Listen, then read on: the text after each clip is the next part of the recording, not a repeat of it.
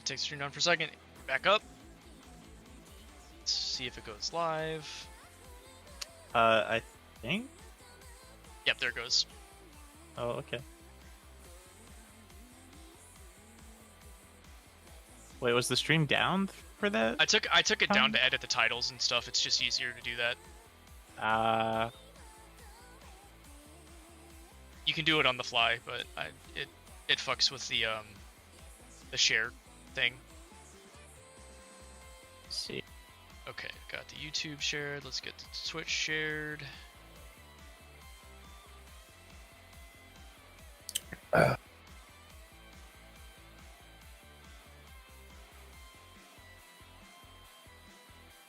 The obligatory live on liver, not live. I typed liver. Live on Twitch and YouTube. This. I love seeds and that be. Oh, are you doing another link? Twitter has a tendency to just kind of deboost links, so I also just do a final tweet that says, "Hey, we're live," and that's Gotcha. because people know to check the YouTube and Twitter. Or... I was already doing a quote tweet.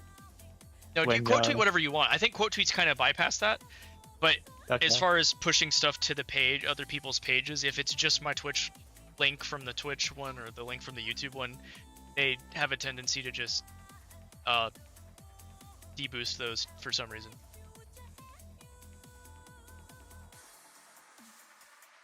Makes sense. You know, just like swapping my fucking headsets from one computer to another gives me 20 minutes of freaking audio issues. Now, does It's the it's chat... so long this Dr. Pepper I got is getting warm, and I'm just gonna put it back in the refrigerator and grab a different one because I haven't opened it yet. Oh yeah, so you it's can't still have good. that.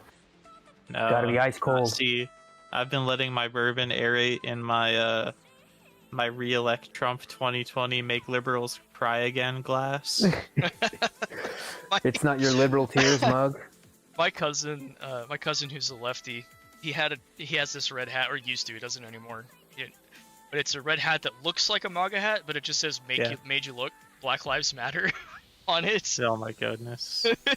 There's so many, especially like old people who wear red trucker hats with like white text on them, and you'll look and it's just like some random thing. Like what the? And then there's people that wear like Trump, like, yeah, I'm racist. It's like, oh, okay. It is kind of funny how we have finally reached peak. Yes, I'm racist to deal with it. What the craziest was people during like Joe Biden's term who would just wear, maybe I just have a weird like sense of propriety or whatever, but people wearing shirts in public that just say like fuck Joe Biden, not censored or anything, like Yeah, I mean I think we all can agree that's obnoxious. That's a bit. Yeah, it's certainly I don't know. obnoxious, right? Like the guy shouting the N-word on the plane, you know, like that's obnoxious. Yeah, that guy's kind of that's a different kind. though. Like if you were to wear a T-shirt with that dude's face on it, that would be like funny. That would be awesome. That's different from saying "fuck Joe Biden." That's yeah, just they make the older. judge scream and the liberals cry. Yeah. That guy was like possessed by the not gonna say that word, but the white spirit. Happens to the best of us, right? Yes. Yes, but The ancestral. that was a great DMC4 reference, though. But I appreciate that. Thank you. Wow. Good stuff. Yeah, the soundtrack sounds much better than the 25 to 30 minutes of sound issues we had before starting the stream. So. Very true. Still like that one. It's been too long since I listened to the DMC soundtrack. But that one that I liked from DMC4. I mean, Did you play the? Do you play those? Are you talking about Devil May Cry? No, I'm LARPing Devil May Cry. I only like the music, but John has. Damn. Yeah, I mean, I I've gifted been you meaning- DMC4 for Christmas a couple years ago, so you can play it at some point. Wait, fuck. I can. I also, in fairness, I also have the like Steam edition of the first 3 games, and I played like an hour of the first game. Yeah, DMC1, it's definitely still a certified masterpiece, but it is kind of rough around the edges because of the tank controls. And I don't mean that to say that it's like a bad game or that it's poorly designed or the controls are bad. It's just people going back to tank controls after they're not used to them can be kind of rough. I'm And also they're just not not true good tank at controls action in the games, sense. though. Like I mean, even before DMC I crippled myself, I couldn't do the inputs. Yeah. So, I mean, are you Damn, back is to it- being able to play games regularly with the thumb now, or does that still not work? no, I Fully. mean it's fine. Because I forget. It I was don't your, play it was many your right games hand, with right? controller. Yeah, it was my right hand. Yeah, but I don't play many games with controller anyway, so it's just mouse. Yeah, I mean, But, you're not gonna play Devil May Cry with the mouse and keyboard. Yeah, You know, that's not a game you play with the mouse and keyboard. yeah, but like face buttons, I probably have like the dexterity to be fine. But Yeah, and it's not the like stick- you have to the mash stick the is button heavily super involved. fast in Devil May Cry either. So as long as you're just okay with the timing presses. Yeah. Oh, that's what it was. I could not do the timing. Yeah, because they have the delay-based timing in the combos to get the different combos. Yeah. That's right. Maybe I was thinking of like fighting games with the like up. Yeah, like Mortal Kombat or something like that. Yeah, well, Mortal Yeah. Kombat's combo system is not like Street Fighter's motion inputs at all, so it's kind of a different type of skill. I like games that you can pause and you're looking at just like a map of Europe, and I that's, see. that's my game. Yeah, it is. Oh, hello there, cunt face. Do we have a chat already? Yeah, Yeah, got a dude. couple guys in chat already. Glad everybody's joined us. Is it so on quickly YouTube or today. Twitch? Or I guess One you on can see them on each. both. One on each. You I can have see them on both. I guess I should contribute my viewer. Yeah, I'm on Twitch. Yeah, you give me that Watching precious the ads. 3 cents of ad revenue. Thank you. I really should be on YouTube so that I could see the chat all the time. Because when there's an ad playing, I can't see the chat anymore. Oh yeah.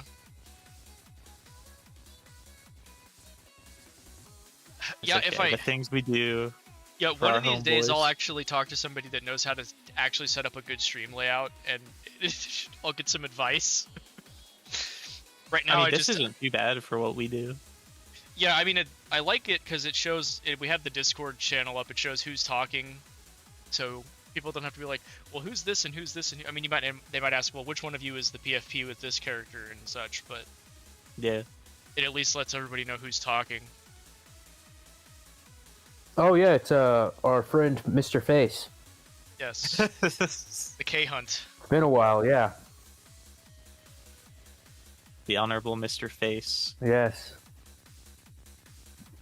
But, you know, yes. Yeah, billion Yes, gifts get of some it. I mean, I transparent could gifts. set some stupid gifs up on the sides. I know. Did any of you ever go into any of Poster's old streams? He used to have the one of Miyako Yeah, doing yeah. the hands up and down dance, Yeah, I like do on the remember side, that. on both sides. And it's just okay. This is actually distracting, but it's very charming. I think the 3 plushes suffice. Yeah, it's a my unique little Now, are all of those new? personalization. The Shauna one I got earlier this year, but Senjo Gahara and Shinobu actually showed up yesterday. Yeah, I saw that you had them still in the packaging. Yeah, I guess I gotta do another donut run like I did for the first Shinobu plushie I got.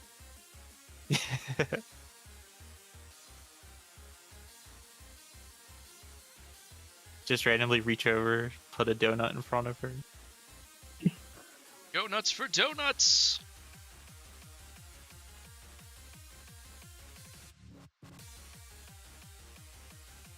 Yeah, we're doing good. I've got my new plushies.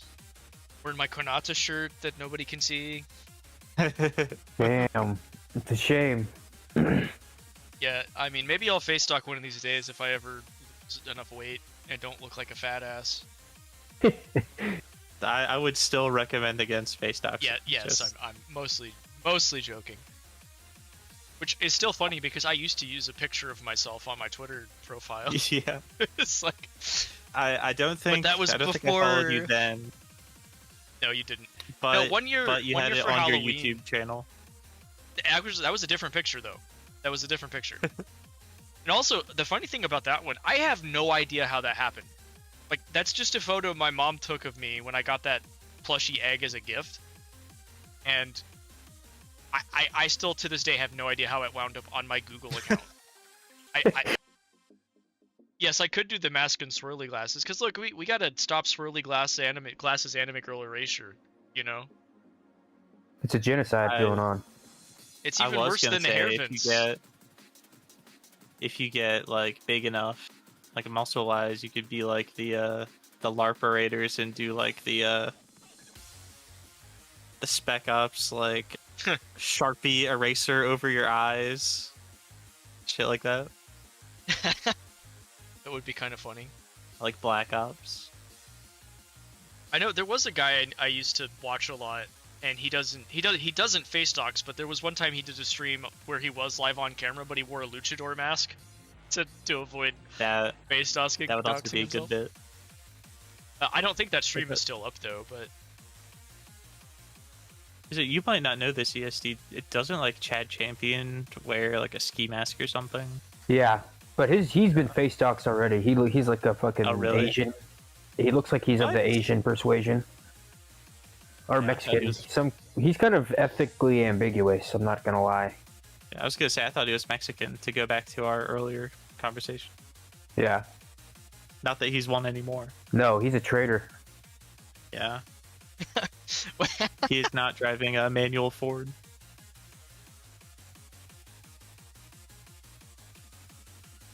I mean, he's not listening to Eurobeat and driving 300 miles over the speed limit? No. No, that's just... He doesn't buy 16-ounce Clamato beers at noon on a weekday, so...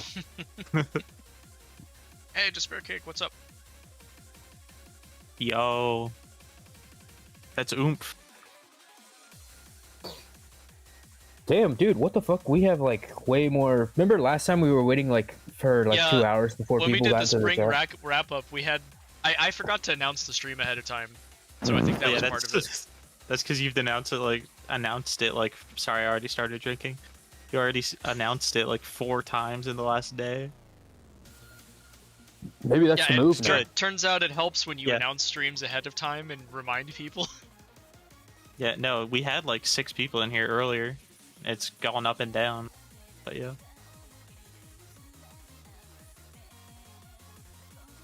Yeah, I'm sure some of that was bots. Maybe, but I think that is a sign we should kind of get to it, since people are here. Yeah. Since we got people here, we don't need to talk about we got 26 Game of Thrones for 2 hours before people. Yeah, we could talk about Damon if we absolutely had to.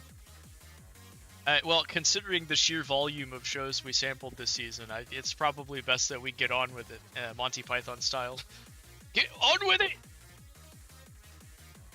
Alright, let's do it. Okay, well, you explain what it is. I'm gonna run to the bathroom real quick. Alright, yeah, take your restroom break. So, yeah, I'm actually gonna do the same thing. Okay, well, while they're doing the restroom break, I'll give everybody a quick wrap up here.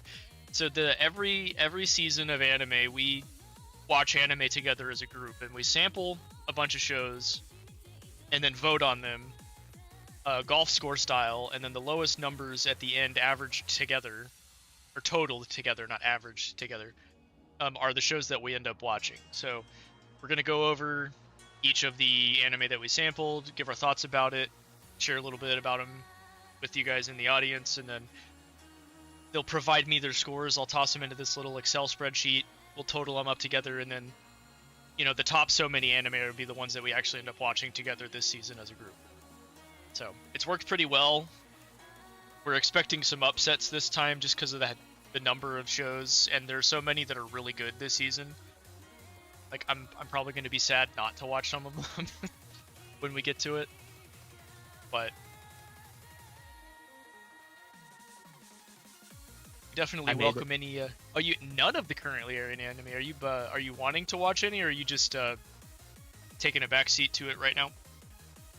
Excuse me. Well, after tonight, he'll know what to watch. Yeah, or not to watch in some cases.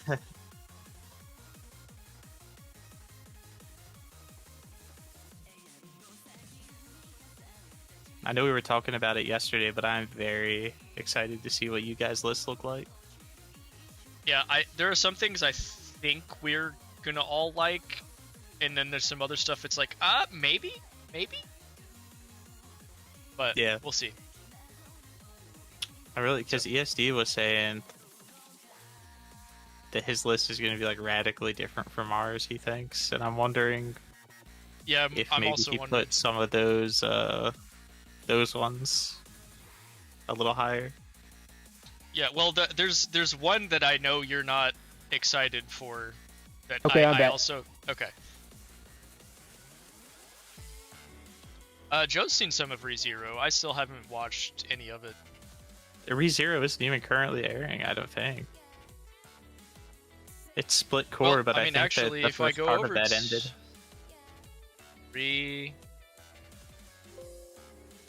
ReZero season is in this season. Yeah, it's starting back up in like August.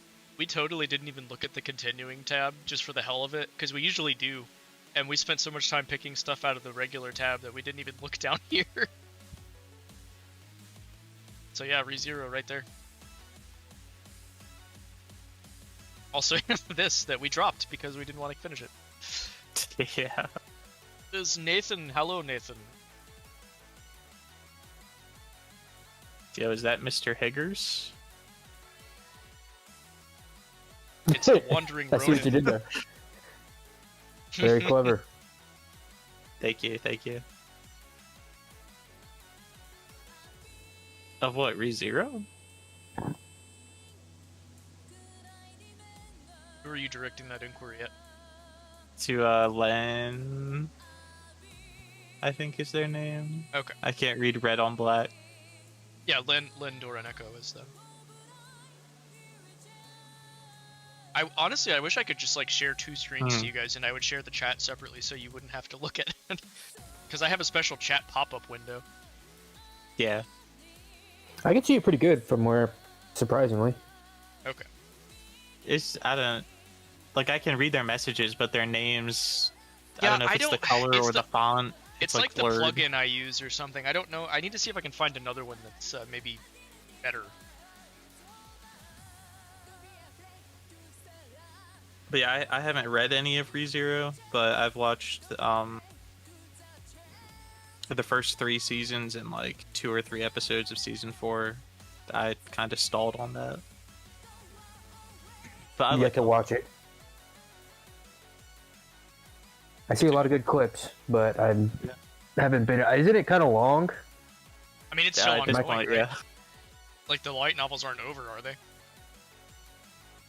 Yeah, it's still ongoing. That's what I thought.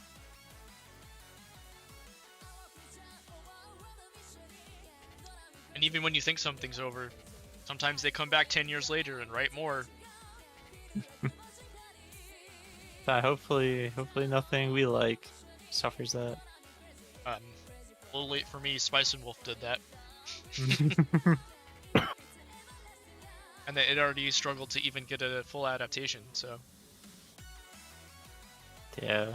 We'll see if that I just always think every year people are like, please, season 2, Sora no Odo, please. It's only been 15. It's like, dude, you do not want that. I don't know. The Noragami fandom is like that too, but they're all just reboot the whole thing and start over. Because I guess the anime wasn't super accurate to the manga, but it happens. Yeah, I've only seen the anime and I liked it. I like the anime too. Just download the LNs on your phone. Yeah, honestly, having them physically isn't that cumbersome unless you want to read a bunch. Then yes, it is. If you have a series you really like, it's not so bad. Dude, literally, this is not John's. John does not endorse this, but literally just pirate them on your phone. I do endorse pirating anime because fuck Crunchyroll, but that's a different. Well, I was saying that for the sake of your channel. Oh, I know, but you know, we'll deal with that. But yeah, I mean that's all there is as far as the anime. I'm 100% sure most of the old games that people play on Twitch are also emulated. So. Oh yeah. You know, at a certain point, they're gonna turn the other way.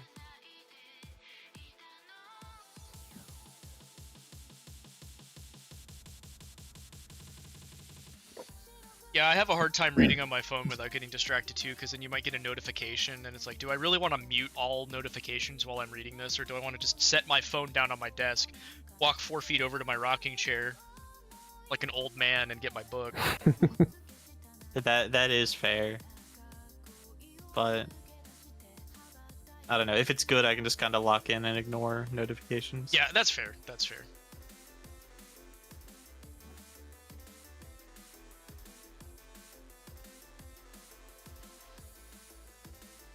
Okay. All right. I think it's. I don't have a good segue, but it's probably a good time to get started. I was trying to think of a good segue, but I couldn't. So I'm sorry. I'm Rizless when it comes to segues. We have 26 anime to talk about, by the way. Yeah, can you guys strap in? Summer is so stacked. I gotta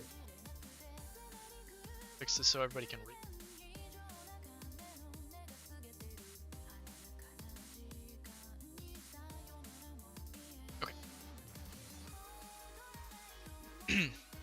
Yeah, we were able to sample so many this season because we just started really early. Instead of waiting until like, well, let's see what's out and then sample it. We just kind of sampled almost everything as it was coming out until it got away from us and we couldn't do much more. But I've got the stuff listed here in the order that we watched them. And can go ahead and start. I don't know what that was in reference to, but I just saw that shirt that you posted. Yeah. Wait, I have other ones that I wanted to post, but I can't do it on Discord stream. Channel? Yeah. You can pull it up. I'm gonna look at this on my phone first before I. No, it's not. It's not that bad. It's not that bad. It's not bad at all. I like the person wearing it more so. Yeah. Oh yeah, that is pretty. That is pretty funny. I think what I'll do is minimize the stream for a second. Oh, you got to see the cat again. Yeah, you guys are gonna see stuff that they don't. So. Oh, dude, you gotta let them see the cat just once. That won't get a ban, will it? Yeah. I don't know. We go do this. All right. Here's the silly cat. Yes. Okay. And then here's the shirt. Shirts that go hard. Sorry for what I said yesterday. I had 2 white monsters and I let it create a third. Yes, man. Yeah. Little do they know that's a Groiper wearing the shirt. Very nice. Anyway, anime. Yes, anime. Hope you like the Sean image. I believe that's official light novel art. But yeah, the first thing we sampled was Smoking Behind the Supermarket with You. Hold on 1 second. Am I crazy or did John just get like super loud? I didn't notice it. Do I like chat? I'll just turn you down on my end for now. Okay. I mean, yeah, you do have that option in Discord, so. No. Okay, so it's probably just me. It's okay. It's just something on your end. Don't you just love technology? It's so wonderful. Yeah. I already told half the chat, but we spent about 30 minutes fixing audio settings before the stream started. We were gonna go live a little early and just chat until people showed up, but we had an echo, like they were hearing me twice, and then they were hearing themselves twice, and it was like, okay, what happened? And then we fixed it, but it took half an hour. Yeah, you got to miss out on the "Did you see this tweet?" session. Oh, hey, it's British that would normally APT. take up the beginning. Oh god, holy shit, we do got a lot of people in chat. All the anime that we sampled for summer this season, and we're gonna vote on what to watch together. He just got back from a trip to Japan, actually. Damn, So, let's not derail. yeah, that could be a big derail. But I went to Kyoto and Tokyo and Gunma last fall. Let me know if you were there. You guys crossed paths without even knowing. Yeah, across no. time. Across time and space. But this has an 8.42. It's kind of crazy. Yeah, I mean, dude, my timeline is filled with clips from this show, low-key. Yeah, this was kind of weird because what they aired early was like a half episode, and that's what awesome. we watched. Yeah. But yeah, it's just this little slice of life series about a guy who thinks the clerk at a little convenience supermarket is cute. So after each day of stressful work, he goes there just to see her. And then they end up smoking. Mommy. Yeah, well, he doesn't know that at the end of the first episode, but they end up smoking together behind the building. And it's just this little slice of life thing, but it was really good, actually. I thought it was pretty good. Yeah, I thought it was fun. I loved it a lot. Maybe crave a cigarette. I mentioned this big time. to you guys. Yeah. Yeah. I don't smoke, but every time I've watched an anime where people smoke, it's except the other one we'll talk about later. It always makes me like want to smoke, even though I don't. Dude, Black Lagoon is terrible for that. They're smoking constantly. Yeah. And Jormungand to a lesser extent. Because I think it's mostly lame. I still think my favorite is Oshino in Monogatari, though, where he explicitly doesn't light his cigarettes. And if you read the light novels, he says in the novel, "I don't light my cigarettes because it would be hard to animate in the anime adaptation." Yeah. So, and then they break that rule in the manga. If you ever read the manga, which the Bakemonogatari manga is just the weirdest, most surreal thing you'll ever experience in your life. That sounds awesome, low-key. Yeah, there's really no reason not to smoke, because Canada is kind of damaging all of our lungs. Oh my gosh! Yeah, so. Well, I don't want to location dock you. I do have yeah. I have a friend do you not have that? Have what? The smoke? It hasn't quite reached us. No. Okay, it is. I mean, it happened. Yeah. A year or two ago too, but yeah, it's crazy. I don't even know what you're talking about, to be honest. The Canada wildfires. Oh yeah, no, that doesn't affect me at all. Yeah. You just activated my trap card. I know. I know what I'm doing. I know your pin board acquired another pin. Oh, dude, what if you're lying? Never mind. I know, right? I'm playing 4D chess and you don't even know it. It's like Death Note. Oh yeah, you guys. Yeah, they're basically in a Death Note match yeah. to try to figure out each other's location, and we're trying not to dodge each other. Yeah. I obviously not on stream, but I have no qualms talking about where I live with these guys. But he is very secretive, so I have fun with. Yeah. It's fucked up because I've posted I've doxed myself multiple times on accident. Yeah, but we're not. We didn't notice, so. Yeah. You said that you posted some obscure local bar that you live right that just so happened to have the the address just posted on the front, right under the name of the bar. And I was like, what the fuck? Yeah, yeah. Now everybody's gonna jump through your Twitter profile. Yeah, well, I'm sure he's deleted those. It's deleted, and even if you tried to, even if it was still up, you'd have to look through so much shit to find it. A lot of Freerin wearing racist T-shirts. Yes. Eventually, you'd get distracted by masterpieces. Yeah. Okay. But anyway, so I guess we don't have much else to say about this other than it was pretty comfy and enjoyable. But No, what yeah, did it you was- guys? Cool. Out of 26, how did you rank this one? Let me find it. I gotta read my own. All this shit was done by hand for me, so I gotta read my horrible handwriting. I am also just trying to find it on this list.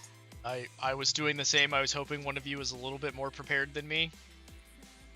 Okay, I've got my score. I gave this 12. I found it. Maybe I should switch. Oh, no, I can't switch back because it's not alphabetical. I gave this an 18. Okay. Oh gosh, I gave it a 6.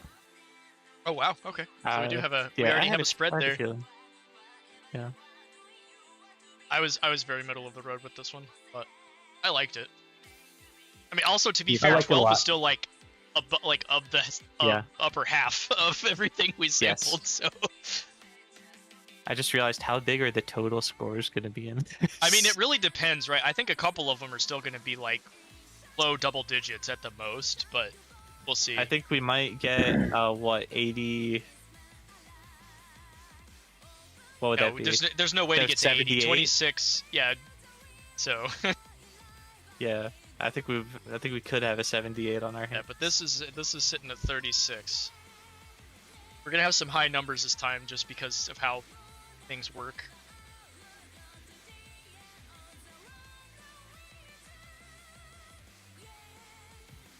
Hey, it's 10. How are you today? I need to look at the chat. Sass was in here earlier. I mean, I saw his account like on the Twitch active users, but I don't know if he said anything there. Yeah, but hello, Oomph. But yeah, hello either way. What's up next? Nathan, this is I guess you could call it a golf style where the lower the number, the better. So each of It's us will ranked give choice. Yeah, ranked choice voting for anime. But yeah, Yes. basically, so each of us assigns a score value, with 1 being the most, like we want to watch it the most, and the higher the number, the lower that we want to watch it. And then we add all those together, and then the lowest totals end up being the shows that we watch. And then we'll talk about them again after the season's over and we've completed them or everything, and we'll see how things held up. We'll look at how it held up to the averages on Mal, if we regretted making that decision or if we felt like we struck gold. We've had both ends of that equation, so Yes. I think my favorites are always the one where it's like the last one we toss on just for the hell of it, and then it ends up being a banger. Yeah. I think I know which one you're talking about right now, actually. Dude. Not to spoil anything. 10, there was... That is true, 10, but I have seen some clips from later episodes that almost make me want to give it a try. Oh, really? Not really, but Oh, okay. it's okay. It's fan service.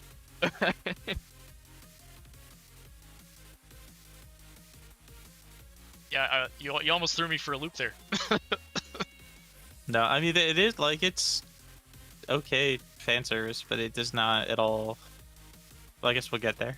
Yeah, we'll get there when we get there, but... Yeah, so I'm getting from the chat that a lot of you guys are also grossed out by it and can't get over that part of it either. So, I get it.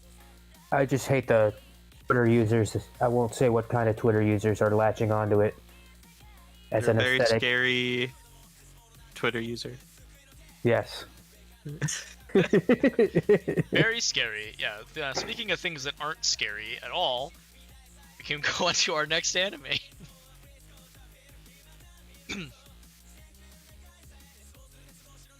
This was All Works Made. So it's like it's a reincarnation isekai where she gets superpowers but just is an otaku about being a maid. So she just wants to be a maid, and that's what we Yes. got out of the first episode. It's cute, So actually. in her previous life, she was Japanese and had like an autistic fixation on maids. And she was flying to England to be a maid, and she died in a plane crash. So she was reincarnated with superpowers, but decided to be a maid and use her superpowers to be the best maid ever. Yeah. I don't know about this one. I wasn't. It's first episode, Strikes Again. I was just not super impressed with it, low key.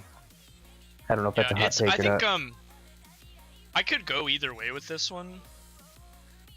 I think it would probably be enjoyable, but I definitely have other stuff I wanted to watch more.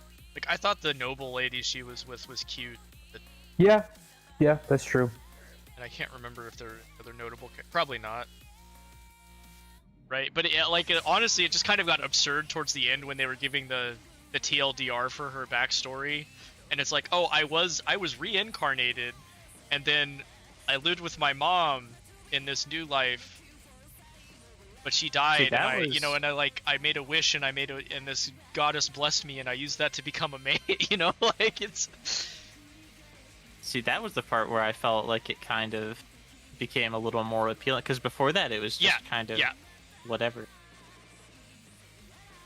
But even so, even in a weaker season, I don't think that this would have been near the top, personally. No, it's middle of the road for me on this one too. Killed by wanting maid. Yes, that does happen in Canada.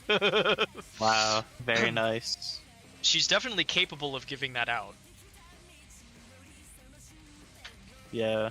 I did think it was kind of funny how she was excited to be like the only one doing the housework. Like, she didn't have to share the job with anybody else. That was kind of funny. Yes. Yeah, I think that's probably about all we have to say about it. So, if we want to give our scores, I gave this 13. I gave this a 23. Oh wow. Okay, you really didn't want to watch this one. I gave this a 22. Okay.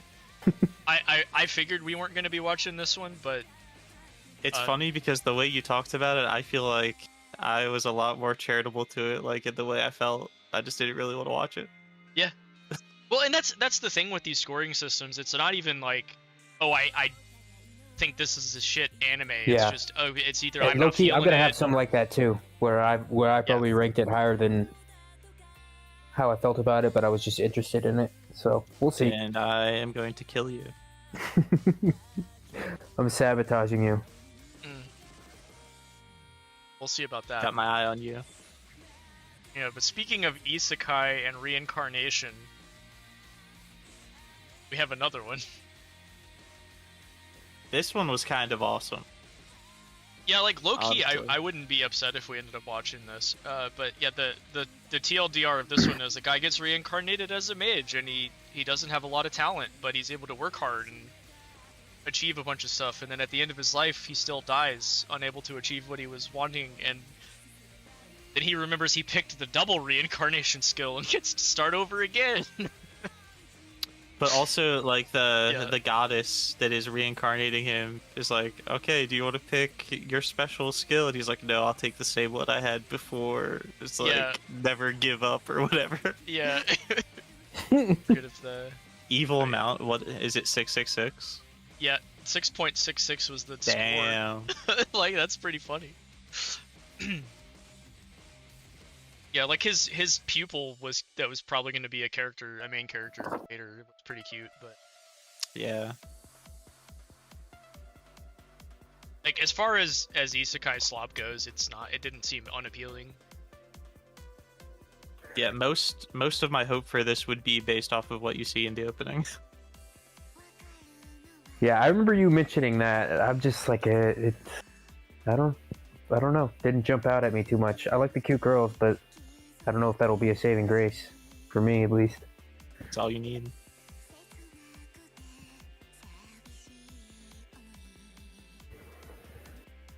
Scores? Oh yeah. I gave this one 14. One. Did you say 1? I said go on. Yes, this was my 1. What? Yeah, I was about to be a little shocked. I did. I gave this a 12. Okay. I gave it a 22. Oh dang! Wow. Yeah, damn, I'm just like throwing you guys for for a loop. You are. It's like I said earlier. Maybe you're right. I just can't predict. I'm 10 steps ahead the whole time. I am 8 steps ahead of Dudley Do Right. It's okay. I mean, we're not even under 30 yet, so It could well be a while. yeah. I mean, Nathan, when aren't there a lot of isekais coming out? Also, hey Adam, I didn't see you jump in there earlier. How are you doing today? I don't think it's as bad as it was a couple years ago, because before there were whole seasons where it was almost entirely isekai. Yeah, that is true. No. I definitely think we have we're lower than the peak of that. Yes. Yeah, we've crested that wave. We've reached peak isekai, and we're on the downtrend now. Now the It's real a shame, question 'cause is, some of them aren't even bad. well, my defense of isekai has always been it's just setting flavor.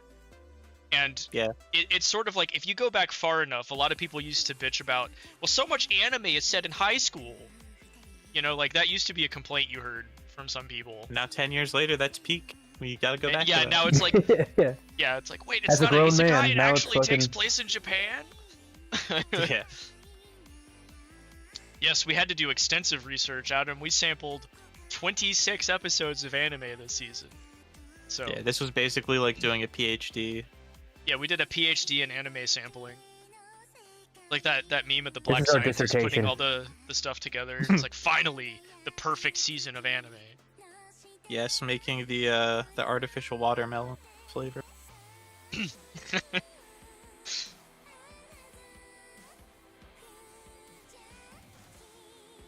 Let's see. And next up we had The World is Dancing. I like ESD. Well, not yet, I guess, but I'm curious. I actually, you guys know that I'm like an art fag and I like stuff like that. Not the, I know that I know you were complaining about the whole Shotokan element, yeah. which that is kind of weird, but I don't know, dude. I like the animation style. Yeah, the no, the story seemed animation- interesting. The animation for this was fantastic. Also, I guess to give the synopsis to the audience, there's a dancing trope in ancient, is it Japan? Yeah. Yeah. And this kid's dad like runs the trope, and he doesn't appreciate dancing, and then he kind of comes to appreciate it in the first episode after he comes across a random shack where this woman is dancing. And then the world is dancing. And then the world is dancing, yeah. So, but yeah, I will definitely say the animation for this was ridiculously good. It was also not really sure how to put this. They like switched up the style, and that really lent itself well to what they were trying to get across. Like a lot of anime is very afraid to switch it up. You mean like switch it up like midway through the episode, or do you mean Like, just like use in different general? art styles to convey yeah. different emotions or I context. got you. Because they went like totally different at the part where he sees the lady Yep, dance. yeah, that's what, Oh okay. yeah, That's what I dude, thought that you were was talking that about. was like, Yeah, that was like you just took some LSD and were having a Yeah. trip. You know, that it was that Yeah. crazy. And that was I liked that. yeah. No, I did too. Disclaimer: I don't actually know what taking LSD and tripping is like, but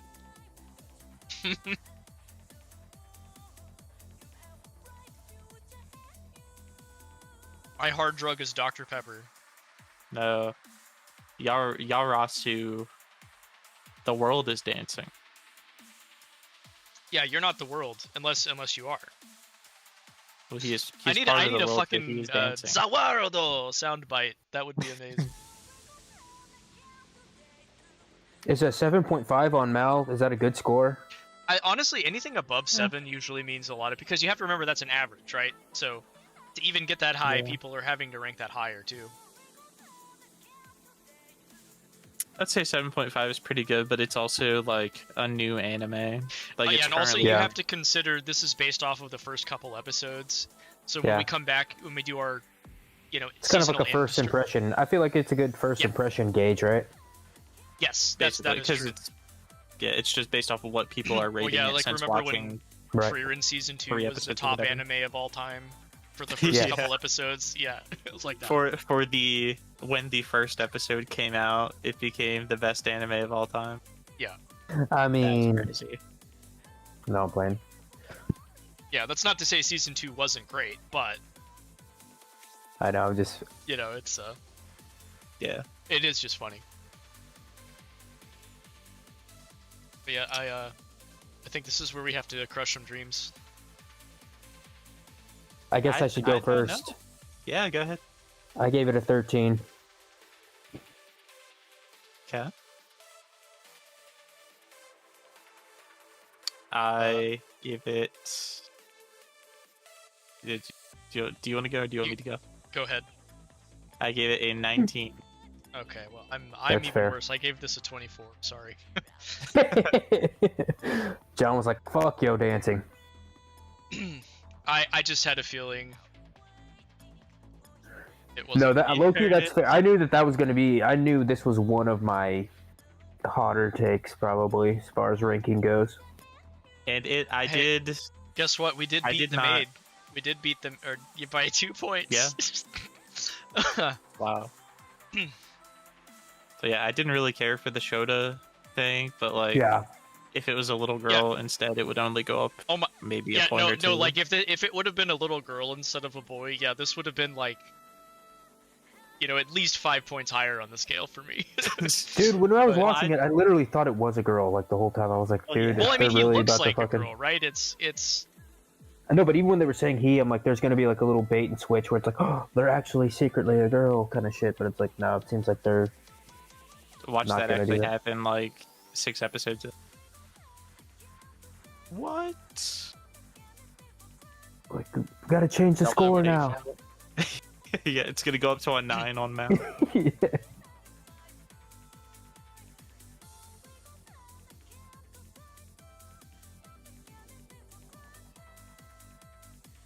That's about all we had for that one. Next one we watched was Dio. The Cat and the Dragon. So this dragon who is voiced by Dio is raised as a cat. And he thinks he's a cat for a while and then realizes, oh wait, I'm a dragon. He's a magical forest cat. I forget what name they use, but it's some like name from Irish folklore for the cats. Yeah, what did they name him? Mama Nyan. That's not what we're looking for. No, like the name for the race of cats. Oh, was it like... It wasn't like Kate Sith, was it? I think that was it, yeah. Okay.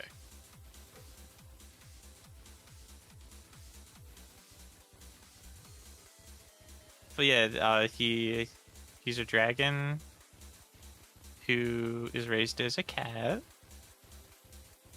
And the humans come and kill all the magic cats. And then he goes and makes friends with one of the humans. It's been well, like he takes vengeance and is like, don't fuck with us again or I'll kill you. And then like the next generation, the prince is learning magic from one of the cats from the forest, and then they kind of mend the relationship, and that's really where the first episode ends. Yeah. Yeah. The second episode comes highly recommended from one of my oopies. Does it really? I had a friend also recommend this to me. Without knowing. I don't know. I really enjoyed the first episode, but I was like thinking down the line. I'm like, I can just see this turning into something kind of, I don't know, repetitive and like episodic in nature. Yeah, it's very similar. I mean, it's kind of like a fairy tale anthology, is what I get the idea that it's going to be.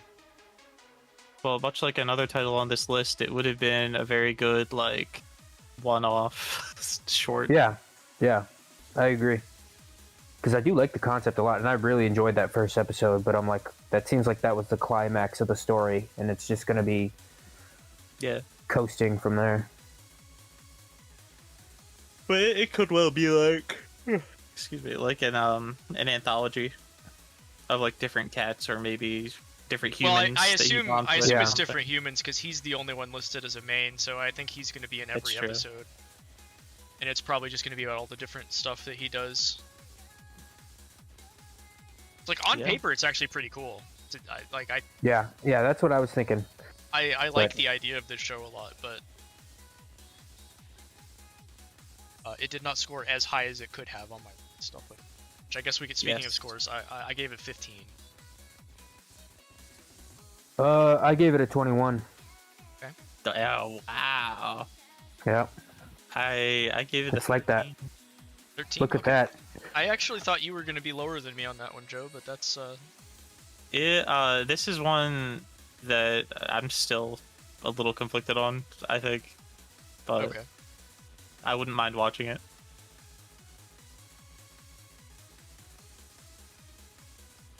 Alright, well, whoops, not 19, 49.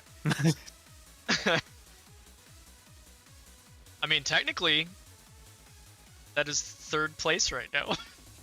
Yeah. It's definitely not going to stay there. Stop The count! Throw away the mail-in ballots. Oh yeah, we'll bring Actually, up no, counting the mail-in ballots. Yeah, we'll count the mail-in ballots because I have control over those. After the show. No, I'm joking. Okay. Now the next thing we watched was The Oblivious Saint Can't Contain Her Power. Yeah, this was kind of like a Cinderella stepkid. Yeah. Girl. I guess it's her biological father still, but she has these magical powers and doesn't want people to know, and then gets married off. She has an evil sister. Yeah, she does have like an evil older sister, basically, who had some maid too that was probably also evil. Oh, the one where everyone had Spanish names. That might bump it up a point, actually. Maybe it's just Ruby Martin, or no, Carolina Ruby Martinez. Yeah, this one seems like one that I would definitely watch like on my own. But as far as watching it with a group of people, I feel like there's other ones on the list that like are a lot better. Yeah, but I can definitely see myself watching something like this. Kind of how I felt. But yeah, the guy she has to get married to is like apparently a warmonger, the bloodthirsty prince. That's what they. And he shows up at the very end of the episode, but doesn't even have any lines. So. I forgot that this was that one. This is the one that had the Order of the Phoenix. The Harry Potter reference. Yeah, the Harry Potter. Hell yeah.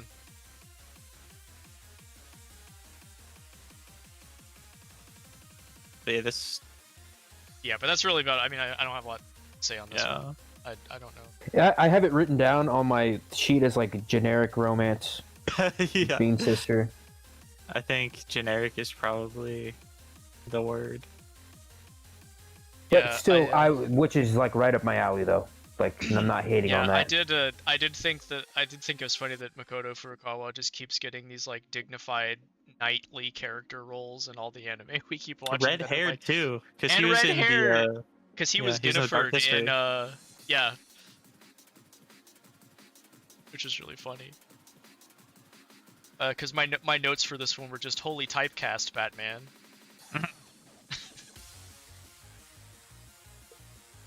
All right, what's it looking like?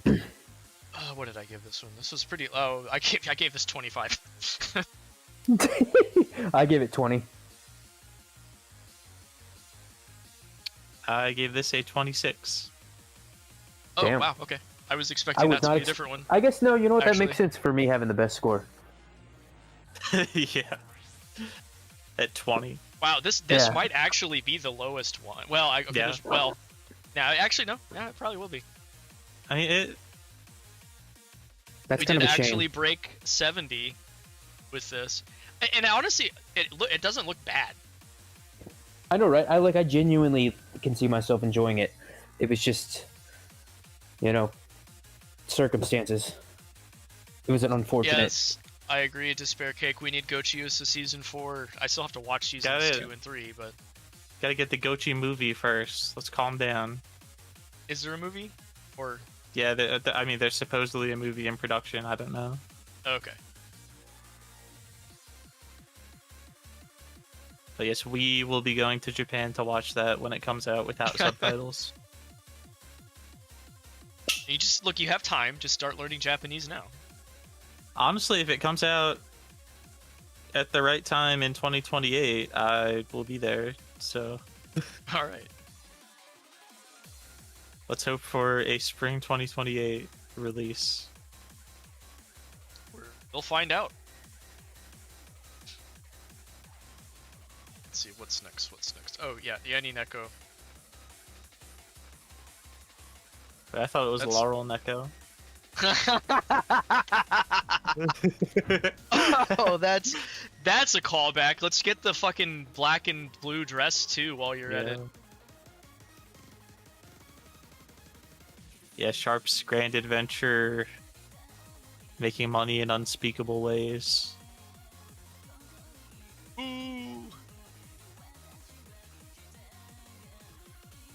Have you guys ever, when the Yanni and Laurel thing was going on, have you ever, there's this video where this guy, yeah, he pulls up a sign and he says John or James, but then he just starts going penis.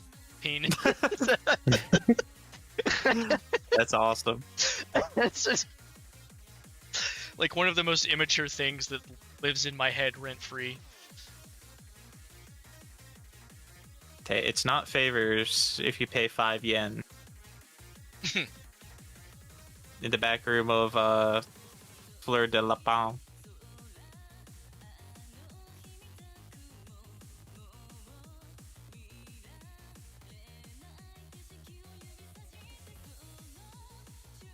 But anyway. Yeah, anyway, so Yanni Neko. Laurel Neko. It's a cat. The most anticipated anime of the year. Dude, I was kind of... Like, I had lost some hype after the trailers, but when it first was announced, I was kind of interested. Yeah. Yeah, the announcement was probably the most I ever was interested in it. Same, and even that was like, I think we all caught on early that it was not going to live up to the hype. I don't know, maybe I feel like we all kind of knew. Yeah, well, I mean, very early on, I was kind of excited, but after the first actual trailer, it was like, yeah, this is like, no. Well, and I also assume that you just disliked how gross it was, right? Like when we actually watched it.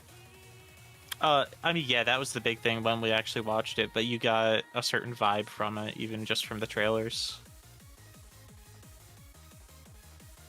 Yeah, I wasn't the gross shit isn't really what bothered me. I mean, kind of did. It's a little bit over the top, but it was also just kind of like trashy humor in general. Though. Yeah, exactly. It is definitely super trashy because like the premise is just she's a low life deadbeat that can't keep a job and she's addicted to smoking and has I feel like they're overshooting the target a little bit with what they're trying to go for. Like it's not even just like the shit and stuff. But like the cutaways to her landlord jerking off, like I didn't really like that. Which, by the way, that happens in episode 2 as well. So amazing. And maybe also episode 3, I forget. But anyway,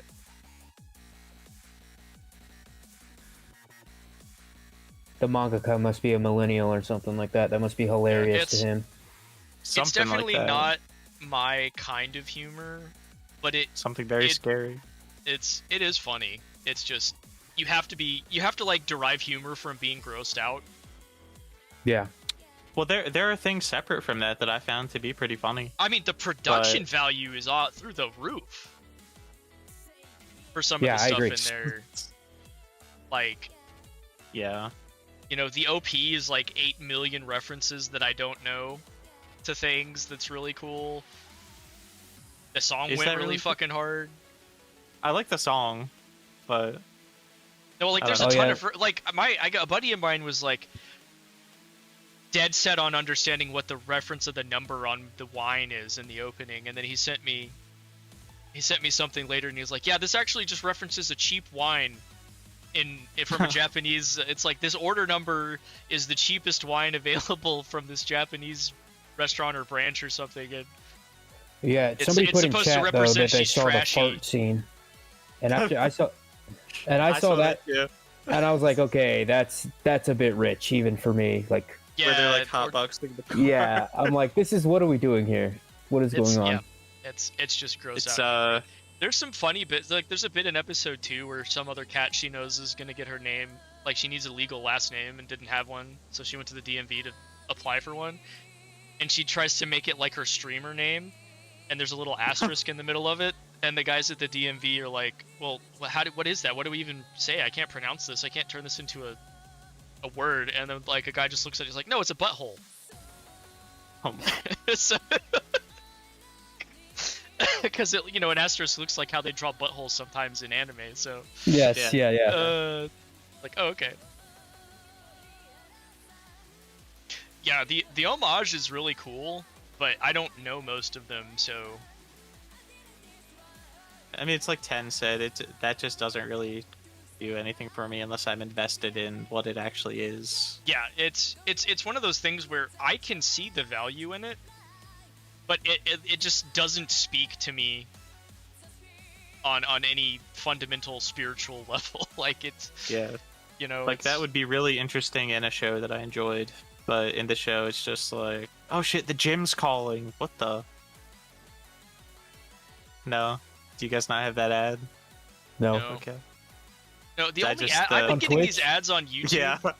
I'm on Twitch. I haven't got I had an ad a minute ago, but not right now.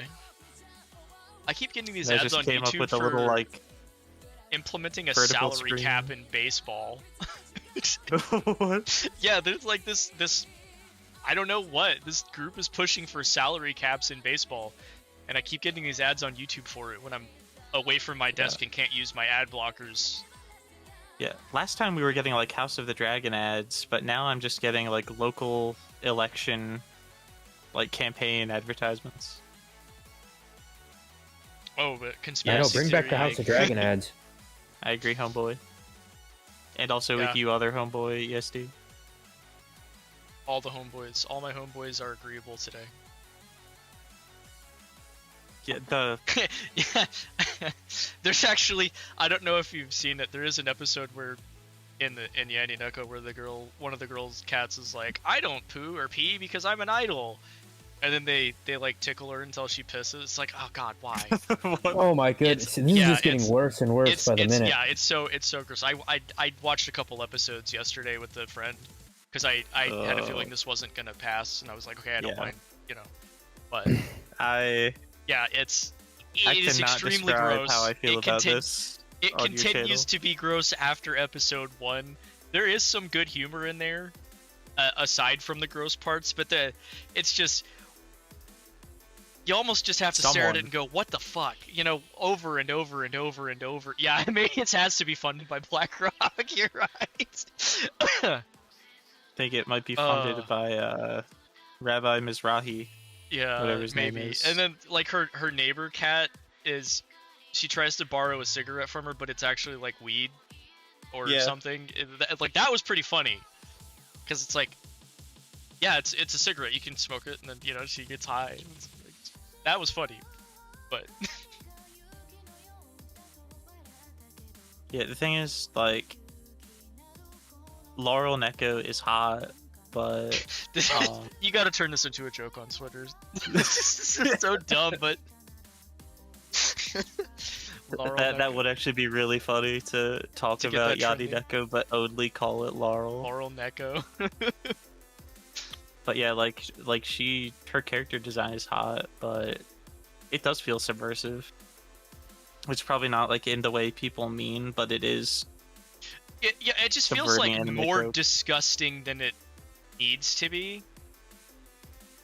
Like you could have the same type of joke and type of story and type of humor without presenting it exactly the way that it does.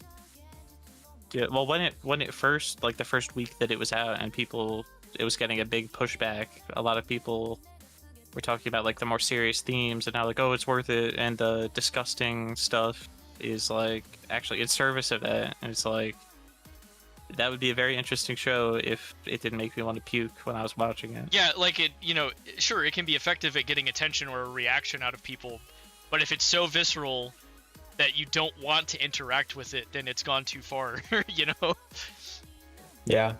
I will say I do think it's funny too, because I think this is totally different, but maybe subverting the expectations of like the wannabe LARPer neat e-girls. They're like, that's literally me. Yeah, because it doesn't glamorize her lifestyle at all, but... No, I think they actually embrace that aspect of it, because... there is... I have seen that too, and that's also equally insufferable. part of their whole thing is like, oh, I'm a girl failure. I'm rotting in my room. So like they don't talk about like shitting and stuff. Yeah, and Yanni Neko, her character's, you know, she doesn't give a shit that she's a terrible person. Yeah. Rotting in her apartment. The way that she acted in the first episode is like exactly how some of these girls on Twitter act, like to the T. Yeah. It's like, I swear I'm gonna give up smoking, pulls that cigarette immediately. You know, like that kind of thing. Like, I can't get my shit together, tee-hee. Yeah.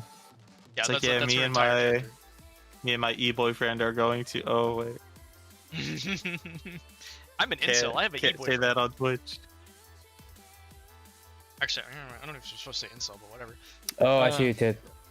That's a deep cut reference right there. Thank you. It's a very deep cut. No pun intended. Yeah, well, speaking of deep cuts, what did you guys score this one? Low-key, mine is like totally like... I gave it a 14. I'm just gonna say it. I gave it a 14. I was giving it a chance just because I'm like, I always give a chance to shit that's weird. I gave it a 20. Okay. I was expecting to be closer to Joe in this, but I gave it 26. So that honestly, like, none of these scores surprise me. Like, I can see it landing anywhere in that. Honestly, I would not hate it if we watched this. It's just that there's a good chance I'm going to be watching this with somebody else, and I didn't want to. Yeah. I didn't want to have to watch it twice. I don't think there's any danger of that. Yes. There's a good chance I'm going to be watching it through clips that are oversaturating my Twitter feed. The crazy thing is, I was expecting this to be like one of the highest scores we got, and it's already not. Yeah. Yeah, I don't know. I wouldn't necessarily want to watch this, but there were ones that I just didn't care about at all, and this one at least I feel something about. Yeah. So. Yeah. Okay. Before we go to the next one, I gotta piss real quick. All right, you do that. Dude, literally same. I'll be right back. Okay, go ahead. I was literally like waiting to say. Yeah, the clips are definitely gross, and I agree, K-Hunt. It's like, is there a little bit of depth to showing the depravity of a bad lifestyle? Sure, but the appeal, like the what the show is going for, is that gross out humor. It's not trying to be some kind of esoteric commentary on completely fucking up your life and why you shouldn't do that. It's just trying to be gross, and that's all it's going to do. Yeah, I don't blame you. I don't blame you. It's I want this anime off the internet. Insert loud buzzer noise here. Yeah, I assume that she doesn't get better over time, but if she does, it would at least help. But based on the, because I've watched episodes 2 and 3 as well, it doesn't change. At least then.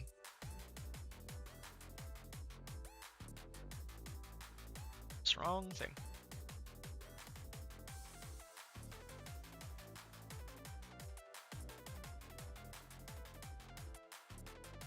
Okay, I made it back. I will say Tetsuya Inada is still my goat. He's a great voice actor, even if he's not doing this anime justice either. Isn't he homeboy from Grand Blue? Is he in? I don't know. He was the he was in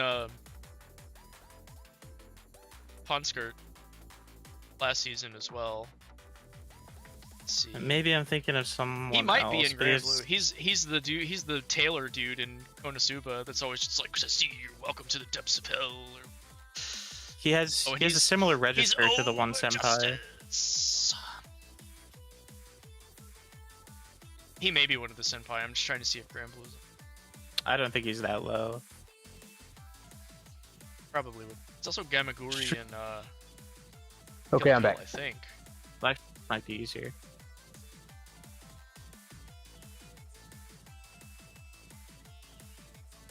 No, that is not him.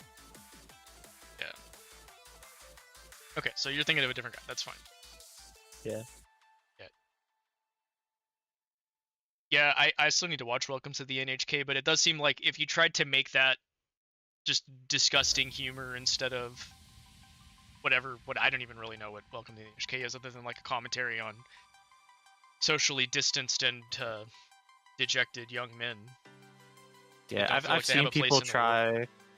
I've seen people try to like equivocate it with Welcome to the NHK, and I, also having not seen NHK, I don't really think it's comparable.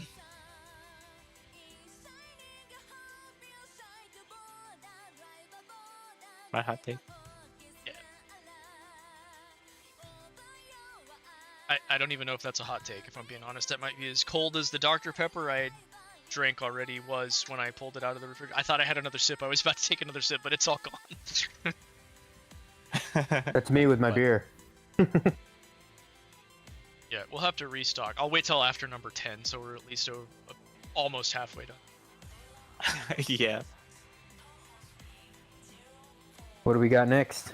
Next, I'm curious how one's gonna go over. Oh, dude, I love this one. I thought it was pretty good too. I also quite like this one. Okay, it was very charming. I had a feeling this one went over well with everybody. But yeah, so this is like a little romance story, and this girl's a kaiju, but she only turns into one when her emotions start rolling out of control, so she has to keep her distance from other people. I just think it's such to cunt face. Oh yeah. Mr. Face. Mr. Face. Yeah. Sorry. I honestly, my father I don't. was Mr. Face. My father was Mr. Face. You can call me. Please, my father. Yeah. That's good. Dude, Mr. Face was my father. But yeah, I remember when not Disney to totally derail, Pixar but they're both like commentaries on depression and shit. I think it's a little bit more to it than. Yeah, it's just Yanni Neko's trying to be funny, and I don't think NHK is like a comedy, right? So it's also a little too quirk chungus. Yes.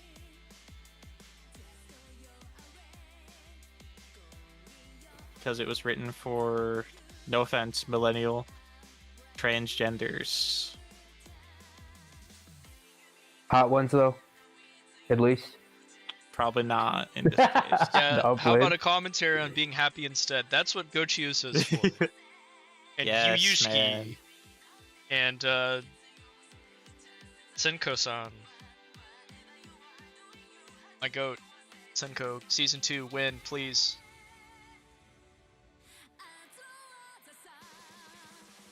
Yes, I respect that kind of energy.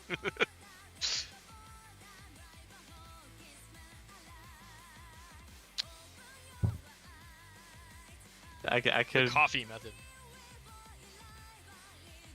Let's not go there on a respectable stream. Despair Cake. We could go into the Gochi posting. But... we could go into bouncing on it crazy style. Yes. With Cocoa and other, but no. It's a classy stream. Yeah. On my friend's channel. I will say, Despair Cake, you are one of my favorite tweeters with your posting. I get a kick out of pretty much everything you do, so thank you. Anyway. He does have an unfortunate case of being a Ray fag, though, which is sad. We can have both. Young men are getting highly caffeinated. I'm not so young anymore.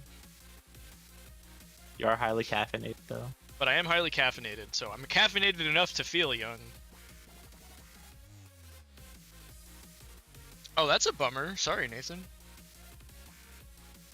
What? That's rude.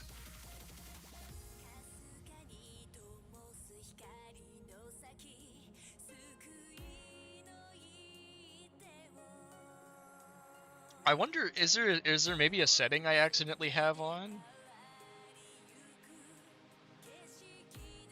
That's possible, but I don't I think that it would filter all of his tweets if it thought that he wasn't like a quote unquote high quality user or whatever. Oh yeah, well Nathan is a bit unhinged, but I do like that about you. He's also one of my favorite posters on Twitter. Yeah, Despair Cake. Let's just keep it to like Cocoa and Sharp and stuff. No need to bring Ava into it. Yeah, I still need to watch Ava, so. And Chia. Can't forget Chia.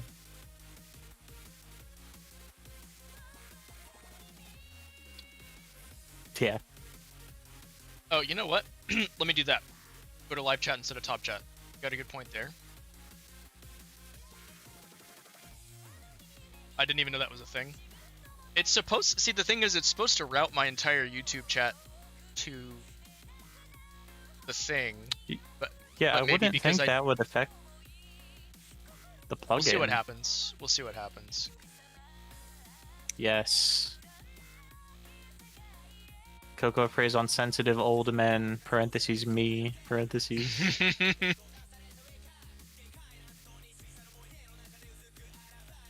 Anyway, back to Did you see that? Okay, never mind. Oh, sorry. Yeah, what? I was gonna ask Despair if he saw that picture of Cocoa with my child in the thread.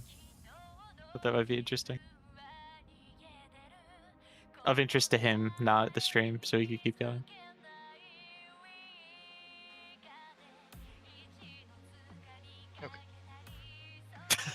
Okay. Okay, remind me. Nathan DM'd me the comment that did not come through. Oh? And it said, how about a commentary on liking little girls? Oh, I see why it didn't go through. So maybe it makes sense that didn't come through. But speaking of little girls, we can... On that note, we can talk about Kaiju girl Carmelise.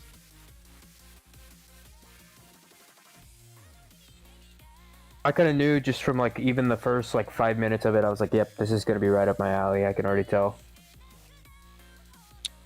And then they just for me, that moment came a little bit later, but yeah, I did find myself liking it a lot. It took a minute, but I did find it very charming.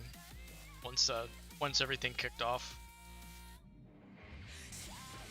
I wasn't expecting her to turn into a straight up Godzilla though. Like I knew that was like the name of it.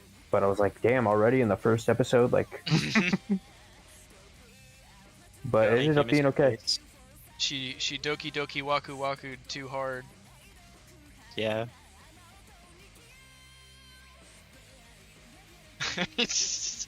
So what are we... I'm gonna not acknowledge that statement, Mr. K. It is kind of crazy that it let you post that. Yeah. Well, he's on Twitch, so yeah. YouTube might be a little more censor happy in that regard, which is kind of crazy because I hear Twitch is more happy to ban random streams than YouTube. But anyway, it's whatever. It's probably not quite so automated. Yeah, I mean, to be fair, Twitch used to ban you for doing a dual chat like I do now. That is a recent change to their TOS. Wow. So crazy. Yeah, any like actual commentary or thoughts about this that you guys want to share? I liked her mom and the dog. Oh yeah, I like her mom and I liked her mom. Doesn't even have oh yeah, Jumbo King, and he's a tiny little that was it. dog. I remembered he had some stupid name, but yeah, his name's Jumbo King.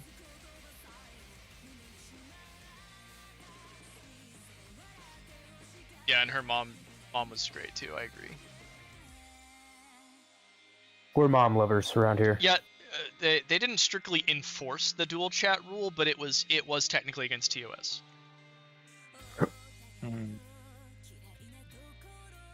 But yeah, this is pretty good. So how do we rank it? Do the honors. I gave this a 9. Okay. Joe? Okay. I want to see what you gave it. I gave this was my 2. Okay. I knew it. I also gave this a 9. Damn, hey, high you five, guys high five across several. Well, I guess I better not first- say that. The first tie. Yes, the first dubs. Let's see if we can get trips. Although, no, I think we're probably gonna get trips. No. Probably not. No? He's like, nah, probably not. That's crazy. Trips. I don't know what we would get trips on. Oh wait, no. Okay, I think you should know what he's referring to. But okay, never mind. I do. I did know not what you're give talking that about. number 1 what you're thinking. I did not. Let me see. That's I don't even crazy. remember. I think I know what my number 1 is, but let me double check. And it's not in any danger, No. so don't worry. But yeah, just. What do we got up next?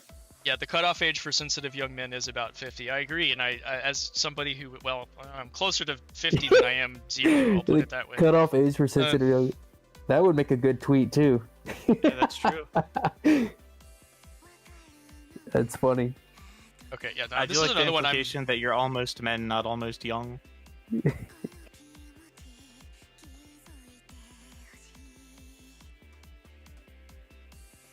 Okay, and the next one we had was the Grow Up Show, Sunflower Circus. Low key, this one is like another one where I like it a lot, and I would definitely watch on my own if we didn't watch it. I thought this was fantastic. I also liked it. Because I didn't know what to expect quite at first, but I think it was right about the time Rie Kugimiya's character showed up, the ringleader. Yeah. I mean, it Like, being the A1 original, it's kind of... Yeah, that too. Is it an It's, original or is it a manga? No, it's not. Remember we checked. Yeah, okay. Yeah, A1 original, like Sora no Wodo is an A1 original, so like they have a good track record.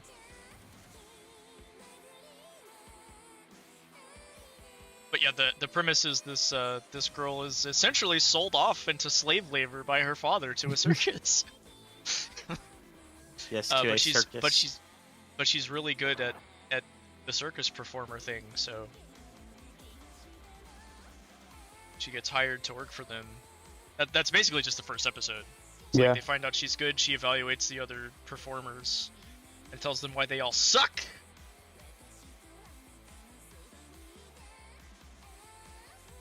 It's not the typical anime I'd watch, but I do like animes like this. They're like unique talent that somebody. Yeah, has. Yeah.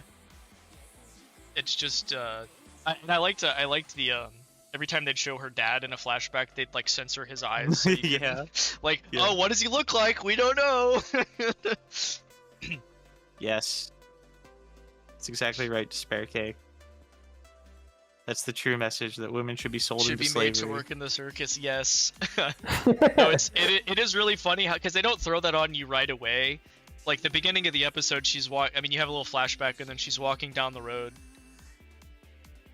to where the circus is supposed to be, and then when she ends up actually there and agrees to work for them, they pay her, and the envelope is an IOU. Like, oh, you owe us money Yeah. even though you just worked for us. And it turns out her dad owed them money and sent her over there to pay the debt back.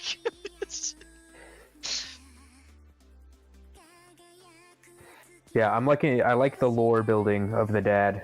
Yes, but it was really good.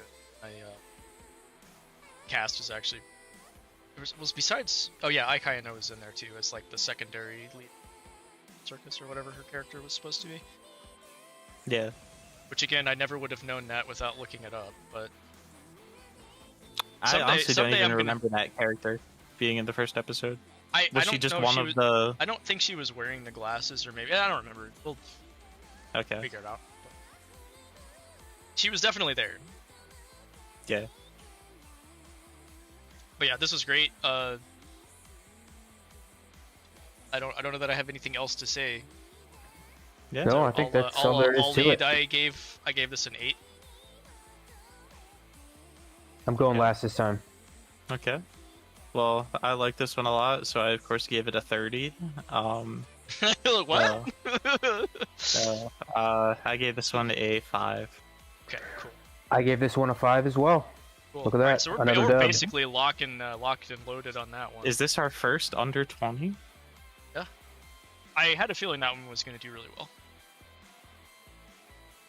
Yeah, I mean, a lot of the ones that are going to make it, you kind of... Yeah. Let's see. All right, the next one was... Although apparently not. I can't believe if it's not a Jane Austen novel. The Duke's son claims he won't love me, yet showers me with adoration. Now this was the Finnish one, correct? Yeah. Yeah, the Ukraine and Elsa. Yeah, the architecture looked really cool, for lack of a something else to say. But yeah, the premise is this: there's an arranged marriage. This lady's from like kind of a disgraced former noble family, and they agree to have an arranged marriage with her and this like, what was he, like the prince's right hand man or something like that? I thought it was just the prince. Or no, he's the Duke's son. Yeah.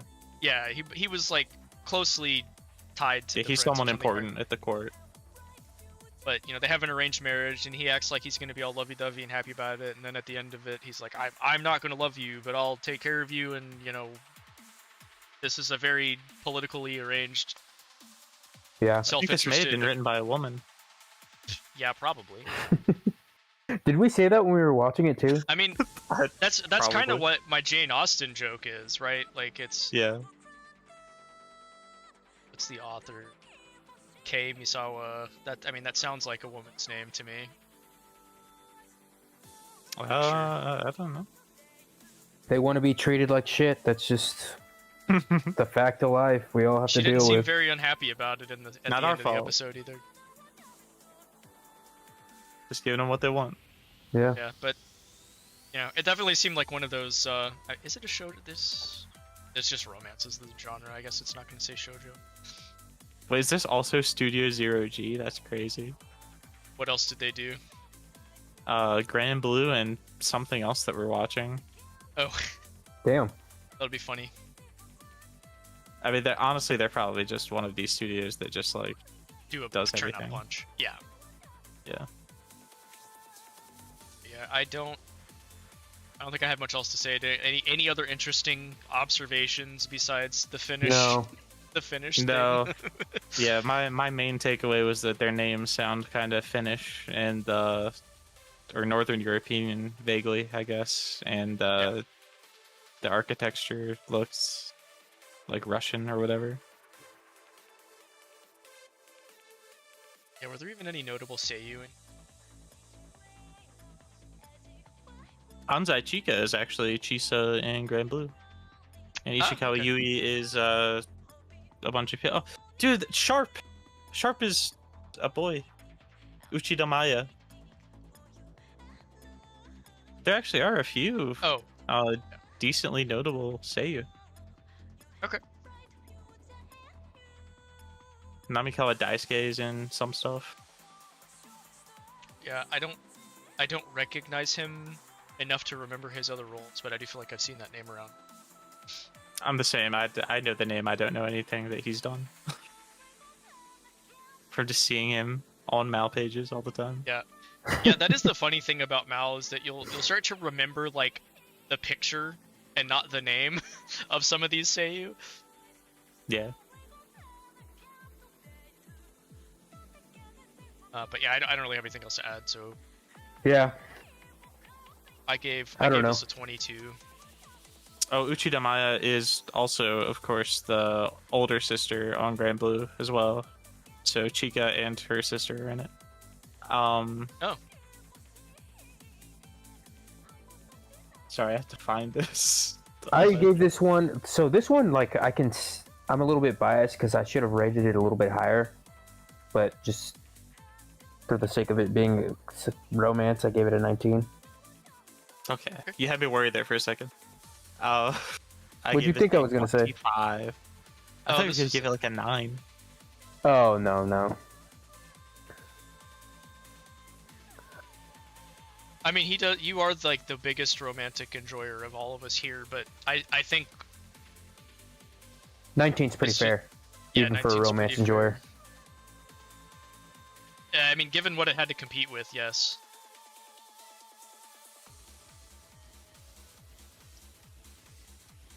Alright, next up is Rich Girl Caretaker. This has also been all the fuck over my timeline, dude. That doesn't surprise me. Like, the premise alone is enough to at least, get me interested in sampling it.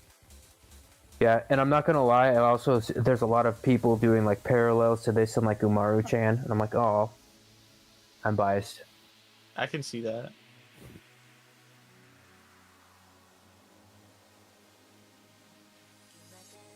Which I gotta find this one too.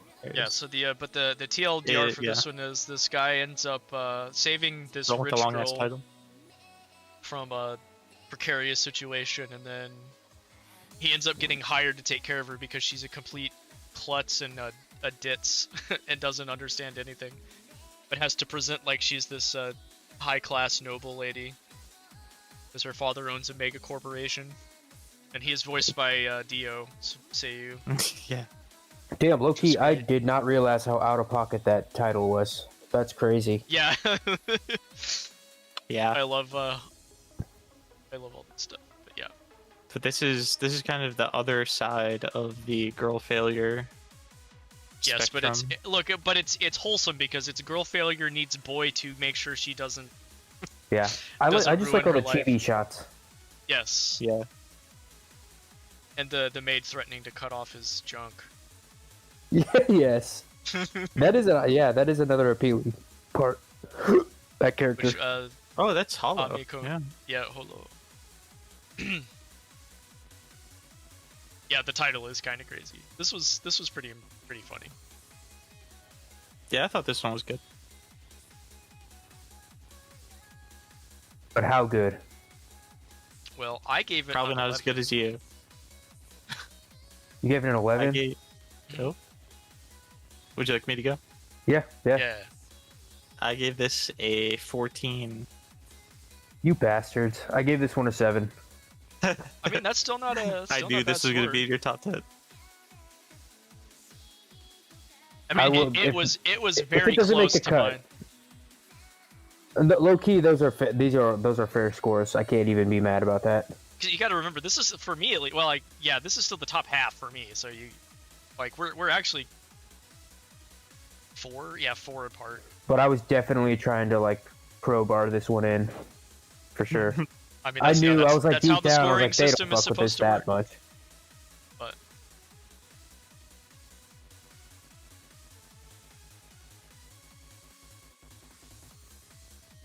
it's got a decent shot right now. I think. Well, I'm not good at math, but I think that anything in the neighborhood of 30 and below is probably going to be okay. Most likely.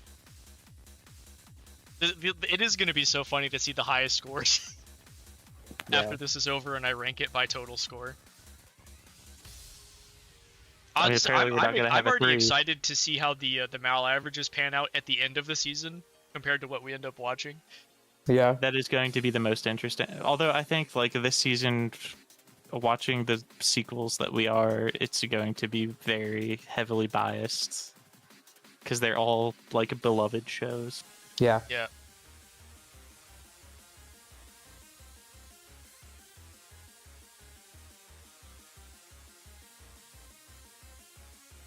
I feel like this next one is going to be a kind of a no-brainer. I mean, you never know. Well, actually, you know what? That's true because I didn't rank it as good as I thought I was going to. That's good to hear. Because I also did not rank it as high as I initially thought I mean, would. you guys may remember what I said yesterday about I didn't rank any of the continuations below a certain number. This was that number, so we'll get there. Wow, really? Yeah. That's unexpected. I don't know what you mean. Yeah, don't worry about it. We'll get there. But yeah, but even despite everything, I mean, I still gave it a really good score. I'm not about to lie. No, because it's still in the top 20%. Well, what? Did I give this the best score? And I thought I was bombing it. So That's crazy. I guess question for the audience: did any of you watch season 1 of You and I Are Polar Opposites? It aired earlier this year. Because if you didn't watch it, you should go watch it. Right Dude, now, I need to watch the other one. AdSense money. Ramparts Watch the stream or watch the anime. Mr. Face gave us a hard no. Or is that for well, I something mean, else? if you don't like Painful. rom-coms, Watch it anyway. yeah, give it a chance anyway. But yeah, because season 1, I like it because it starts with the confession, and then they're just together the whole time instead of, oh, will they, won't they? Yeah. And it's more Instead just of- about yeah. how they work out the relationship, and then all of the side characters have their own little stories going on. Len, it is very good. Yes, And that's I coming know from me. the watch list, the watch list purgatory is insane. But yeah, I forget. Let me if I can pull it up in another window. I'm trying to remember what we ended up rating this one when we sampled, and I'm gonna see if I can find that real quick. I think it was very high. I think I might have given it a I think one. it might have that been my top spring? one, wasn't it? Or winter. It was It winter. was winter. Right?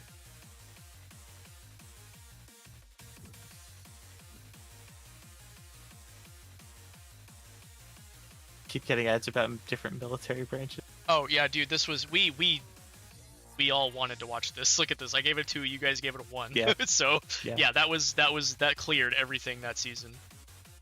I'm sentenced to be a hero. We were fucking on that Yeah. shit. Yeah, I mean these. I two wonder were if we can still get a definitely- 1, 2, 3. Oh, it's I know, right? possible. The planets were aligned. It's possible. We'll see. Yeah, I do kind of wish we would have watched something besides this one in retrospect, but Yeah. Everything happens but for a the reason. competition wasn't as I mean, we didn't sample it, but Journal with Witch should have been our 4th. I don't know. I saw you put that into your top list, Yeah. right? Didn't you? Dude, it's really good. It is very good. Damn, it's good enough to Yeah. be in your top of all time. For the moment. For the moment. Yeah, it's possible I could switch it out with Your Lie in April, because I forgot about that. But Yeah. Really? Damn, you liked it like that, huh? Okay. I see you. I think you would appreciate it. Didn't I say I've watched it? Or I've watched most of it. Unless I'm getting it mixed up with a different one. Ikoku Niki or Your Lie in April? No, Your Lie in April. Is that the one where they like play an instrument? Yes. Yeah, I think I Yeah, started I mean, watching it and like I've fell got my asleep. 3x3. Here's my 3x3. I'm semi-normie. Steins Gate, I definitely need to watch Steins Gate for I sure. don't think that is a normie 3x3. Well, Steins Gate is a very normie. Well, you have Monogatari, Shauna. I don't think Machikado Mazoku is one. Is Hitomari Sketch considered normie? I mean, I don't know. I Was think- it popular back in the 2000s when it was started airing? I don't know. I have no idea. know That's what I'm that asking. I know that it is, and well, it's relatively popular like among otaku, but I don't Yeah. think it's well known at all. That is like goated. I always feel bad saying it's one of my favorites because then I feel like a total normie because I'm like, I feel like that might be, maybe it's just an internet thing. Luckily, though, Sora no Odo is the deepest Yeah, cut there. no, thank Yeah. you for that. I never would have. Well, no, I take that back. I did actually have another friend that recommended that to me before we even met, but I just hadn't got around to watching it before we. So, It's crazy how few people know about it, with how good it is. I mean, it is weird how it was just this anime original seasonal from what was it, 2010, that it aired, Yeah. Yeah. and it was the first season of 2010. I don't know. I like it a lot because I feel like it's a good mixture of like cuteness and art fagness for me. Yes. Yeah, it does a good job mixing the moe element with like a very deep cutting, emotionally compelling, Yeah. overarching just- narrative, and it all I it just comes love, like, the together so world. beautifully, and it's just anyway. It's very Yeah, one melancholy. of the, we're one of the talking few about- anime I've given a 10. I'll say that. Yeah. I mean, to be fair, the Konosuba movie I also gave a 10, and some seasons. Konosuba, I need to Monogatari watch. I need to finish Monogatari. I need to watch a lot of these. Always I've been together. meaning to watch all these. But yeah, Kill a Kill though, I never would have. That's never really. I don't know if it's a hot take, but I still think Kill la Kill is Trigger's best anime. And it was their first one. What is the competition there? I mean, Little Witch Academia, the Cyberpunk, which some people seem to like. Oh, that's true. I haven't seen Cyberpunk. I haven't seen Cyberpunk. I can't. My brother tries to make me watch that one, but I don't know. It's very good. Yeah, Lin the VN is better than the anime for Steins Gate, but as far as adaptations go, yeah, Inferno Cop is fantastic. And Luluco. Luluco is probably my second favorite Trigger show. Yeah, but Nathan, they did that as as Gainax, right? So it's when I'm talking about Trigger, I'm talking about anime that they made under the name of Studio Trigger, not. And I still need to watch Gurren Lagann. that's in my list still. I need to read Chaos Head still. I've got it, I think, somewhere. I read the Robotics Notes remake and I did not think it was that great. But no. Anyway, Polar Opposite Season 2 was what we were trying to talk about. And one thing I wanted to point out, I love the artwork for this, where they just all the characters are making a heart. Yes. With their arms. I love that. I do. I know. I also, talked about the fucking OP for this is so good. Yeah. Yes. Sorry, I didn't mean to interrupt you. What'd you say? Well, I was gonna say it's funny that the Nishi's friend is like randomly down in the corner because they need 9 people for that to work. But I think we're missing messages from Nathan, because Despair Cake is like responding to him in it, unless I'm missing something earlier. He said something about Kill la Kill, and that showed up. Yeah. And I switched it to live chat instead of top chat. But see, he's like talking about VNs right now in response to Nathan. Well, I was talking about VNs too, so he might have been replying to me. Well, he said, I really like Chaos Head Noah a lot.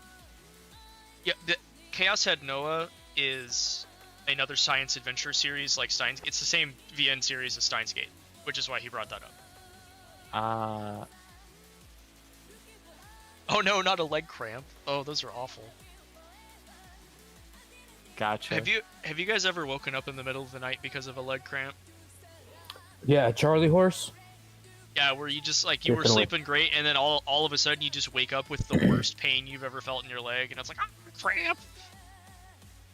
I have not, but I have had them like when I was trying to fall asleep. And that's not bad. Yeah. I had a not quite really that bad just one. like cramps in my foot. Not like extremely painful or anything.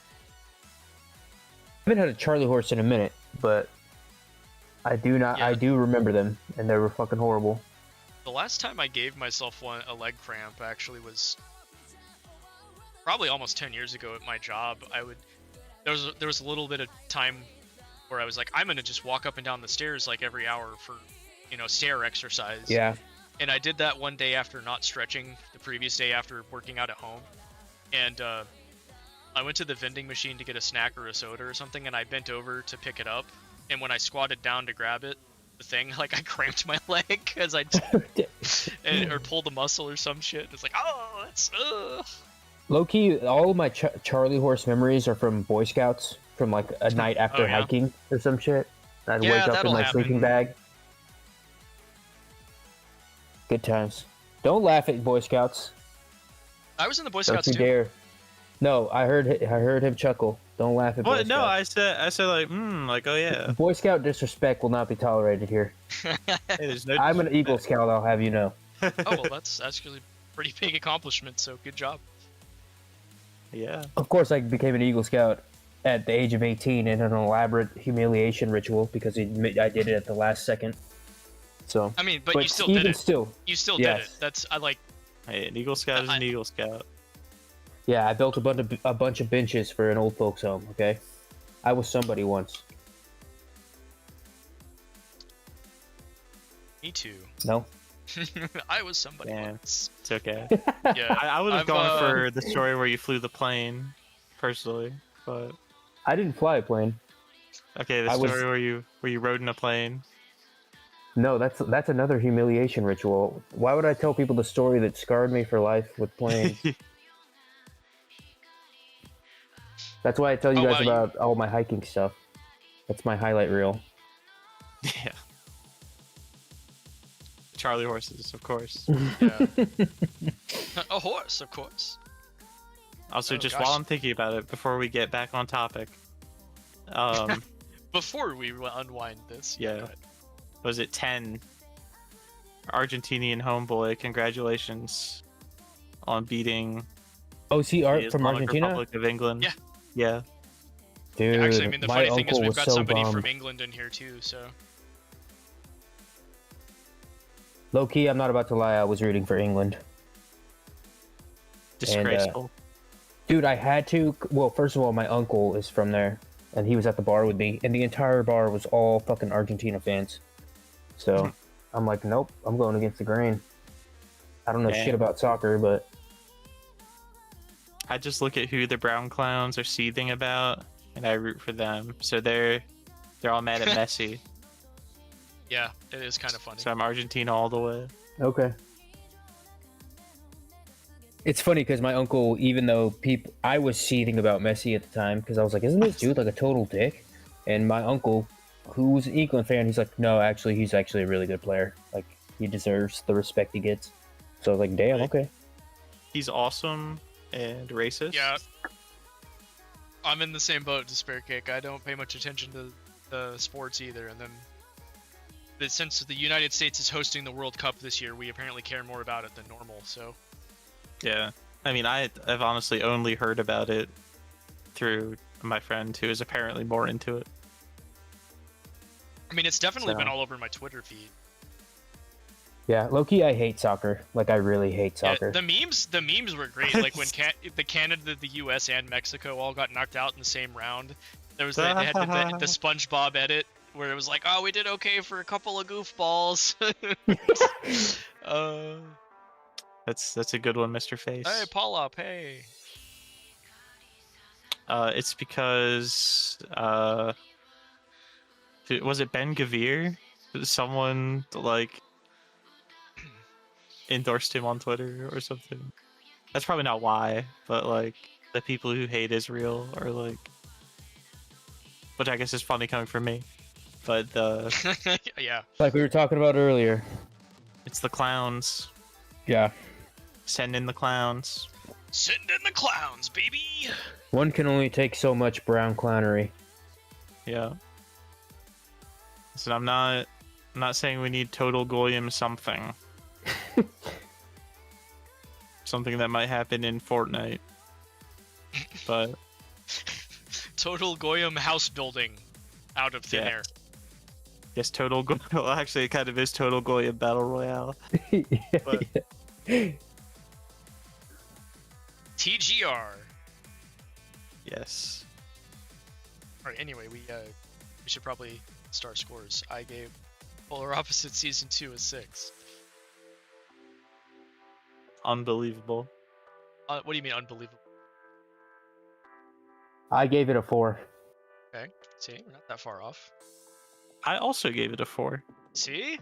Damn, we're dubbed up. Hell yeah. Look at that, it's in first place. Not surprising at all.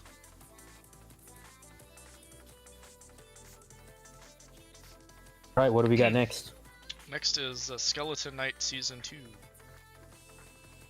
Let's go. Premier Isekai slop. It's like the opposite of Overlord. Which again, you guys still haven't seen Overlord, so. I've seen Overlord. I've seen most of it. Oh, you have. Then Joe, you haven't seen. One of you hadn't. I like Skeleton Knight way more than Overlord, which is a hot take. I do too, just because. Overlord. Okay, I still think Overlord's worth watching. I was having a conversation last night about Overlord with a friend of mine, and he's like, he spends half the time we're talking about how bad he thinks the certain parts of the production value are, and then we'll turn right around and still say it's one of his favorite anime of all time. Like, he'll spend so much time shitting on it and go, but I love it so much. It's so funny. Yeah, most I wouldn't say all, but most of what I know about it is how bad the CG is in like the third season, especially the early seasons. The CG is terrible. Not not unwatchable, but just noticeably subpar. Like you're gonna look at it and go, really? You know, couldn't you do a little better than that? But you know, Ain's accidentally Aura farming his way to victory is. It's still Low-key, that's kind of what I like about Skeletonite is like the aura farming. Like that's yeah, I mean, but he does it. He kind of does it on purpose over here. Yeah, it's. I like that he is like Sans Undertale. And he has his one eye glow blue when he gets yes. Yeah. I also I like do the like the way cooling that of one the line cucumber from... in the hot spring. Yes, that is awesome. And the Ninja Girl, and honestly, his two little sidekicks are fucking awesome. Like, I get a huge kick out of them. The little pet Ponta, I don't remember, like the fox or whatever she's supposed to be, is super cute. Like I guess I can pull a screenshot up actually. They continued this tradition with season 2, but in season 1, oh yeah, I forgot I saved these. Wasn't there a screenshot of Ponta with like some beers too? I feel like I had it on my old phone. Yeah, that was one. Dude, I need that. I need that. Yeah, if you'll remind me later, I have all of them saved. So at the end of every episode, this little plushie of the little fox character he has, they just have this little. That's awesome. They have this little like life lesson or just quote, and it's. That is fucking awesome. So great. Well, hey, that's what we're doing right now. Yeah. Hanging with Ponta. But they considered they continued this tradition with season 2, which was great. So it's it also doesn't have the best production value in some spots. Like you can tell when they're doing CG for Ark's armor, and at the very least the ED this time wasn't it just like a CG spinning circle. I hated the first ending. It was so like the song was great, but the visuals were just I like the ending and opening, honestly. This time. Yeah. Yeah, but it's just like a very otherwise by the books hero tries to save the world and cure his curse fantasy archetype story, but it's steeped in references and genre staple humor, I guess. I don't know. I just like how like do-gooder gung-ho he is about like, so we're gonna do the right thing and I'm gonna be a hero and ha ha ha. He's just like hearty, jolly. What's his overarching goal is to become like not a skeleton though, right? Yeah, because he gets for his curse. He gets isekai'd into this world as his MMO character that was a skeleton, and he's like, I shouldn't have picked the skeleton avatar, but his backstory when he was playing the game was he was cursed, so that was applied to him when he gets here. So he's searching for a magic spring that might cure him of that. And then there's like fantasy slavery that they're stopping, and all being heroes and kicking people in the nuts.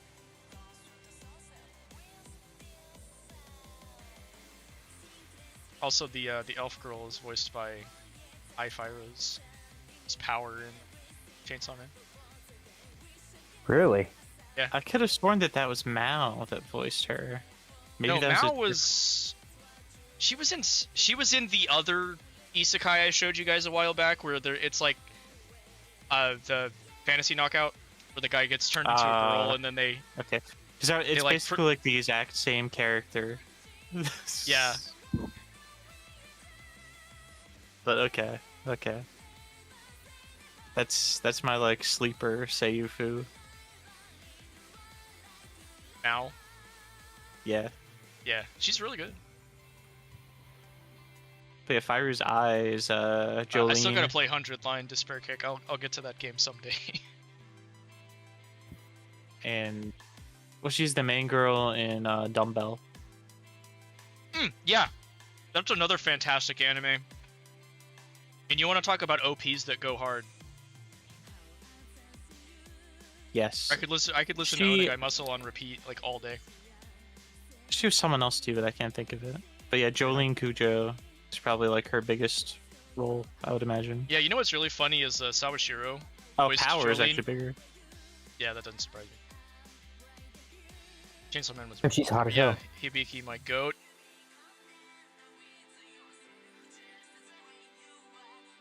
Seen anything else I've seen? Oh yeah, she was the blonde in Okitsura. Oh, okay, that's probably what I was thinking of. The Okinawa anime. Oh yeah, she was also the main character in the Mayanaka Punch. Really? Okay. Yeah, I forgot that entirely. That was really good. Also, like a pretty underrated anime original. Yeah, that was a really fun one. Man, I missed that show. They had a really good opening, and it was about like being a YouTuber. Yeah, but they were all vampires, so they couldn't go do stuff during the day. Damn, that actually sounds very interesting. Yeah, we watched that right before you joined the group, so it was like one of the last things we did before you came on. What's it called? Mayanaka Punch. Oh yeah, you guys have mentioned that a couple times. That sounds fucking awesome, low-key. If we had more time, I would be willing to just run it back, but... Let's run it back. Yeah, one of these days. I mean, we obviously not this season because we're overloaded to hell and back. Yes, yes. For future reference. But highly recommend that. It's because it's rare you see anime originals that much at all, and then them also being good is another step beyond that you have to. Because what was that one we sampled a couple seasons ago that was an anime original where it was like a post-apocalyptic world and people lived in these like harem, not marriages. I forget what it was called, but I know which one you mean. That may have also been an A1 original now that I think about it. Oh yeah. But yeah, I have no idea what it was called. I thought it might come to me.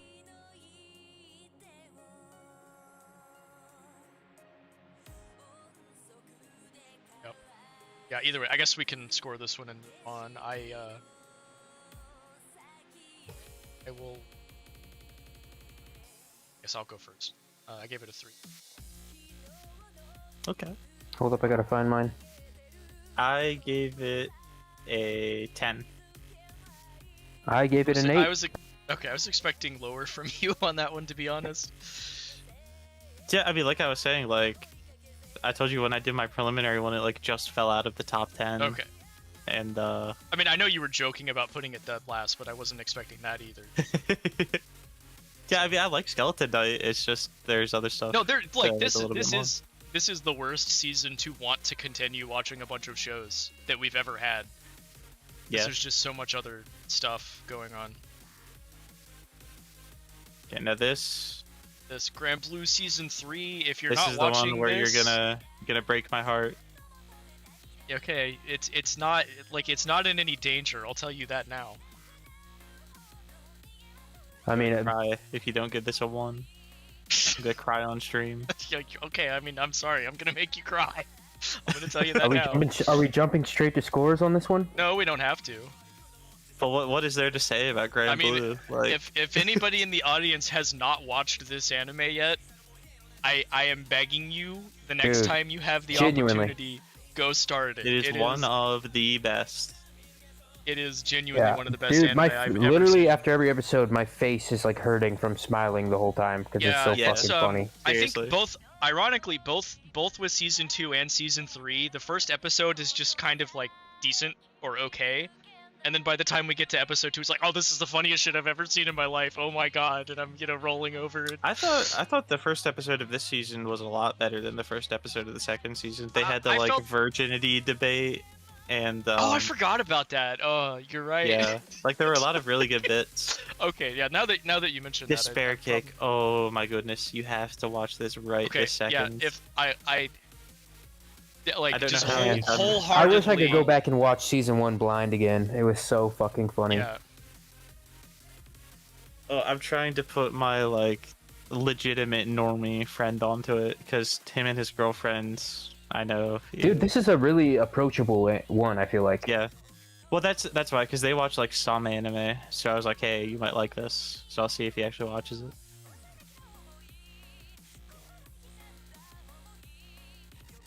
I honestly don't know how you've gone this long without even hearing about Grand Blue. But I would not have heard about it if it wasn't for you guys. Well, I guess at this point I would have, because my timeline. I've definitely heard of it, and okay, I know of it because I like Grand Blue Fantasy. Yeah, that's true. It's like, and because it's just kind of hard to not accidentally have Grand Blue show up in your search results sometimes when you're looking. Well, actually, so for the benefit of the people here who haven't seen it, why not just pitch the show itself? Okay, yeah, let me pull up season 1 on the Mal real quick, and then we can just go from there. I know I clicked on season 2, but it's just going to be faster to click back to season 1. Basically, a slice of life gag comedy. Yes. But it's about a diving club at a college full of raging alcoholics, and they party all the time instead of diving. Yes, nudists as well. Yeah, and they wind up making more than they not. Pitching it does not do it justice, though. I feel like it's ridiculously hard to try to convey just how funny this is. Yeah, you just have to watch it. Because like each of the characters has their own dynamic going on that adds to what's funny. You know, like you have there's long running jokes and all that. have this like bro friendship, but they're also enemies at the same time thing going on, and it's like, dude, I love them so much. I'm so glad. I know, dude, you're getting your fan service this season so far. Yeah. Despair Kick, I haven't seen Chisa TQ and yet. Keiki too. We haven't seen Keiki yet at all. I know, she's listed as a main in season 3 too. Is what's crazy. Yeah, so, she's gonna make a grand entrance. I hope so. I have heard that she comes. I've heard that she comes back when they get to Palau. Okay, so hopefully we're almost there. He's just got to get his passport back from his little sister. So. Yeah, but it's as one not does. Like it's not like super. I wouldn't say it's like wacky, like Take You is. Because you've seen Take You, right? I have not, but I know like. Okay, well you knew the opening what the vibe is. Every time we played anime music quiz. Yeah. Oh man, I wish I could stream that, again. but we'd probably get copyright and struck to hell and back. That would be so fun to do on stream. Yeah, I mean, even not on stream, we should start playing that again. But because that's something that Yuki has said that he would do with us. Oh, anime. He'd jump in the live chat though, right? No, I'm kidding. Probably not. I know. Maybe one day. Alright, well. Mr. K Hunt says it's the best thing Mappa's ever done, so. Take You? What else have they even done? Now I'm What? Mappa? Mappa's done like Attack on Titan, Chainsaw Man, Jujutsu Kaisen. Would you say Grand Blue's better than all three of those? Well, I don't think Mappa did Grand Blue. I'm not sure I thought that's what you were referencing. No, Mr. K Hunt Face in the chat said that Take You is the best thing Mappa has done. Oh, I got you. And I was trying to remember Take what You else was Shaft though. Or no, that's yeah. Pony It's Pony it's like Plastic Nissan where the episodes are really short.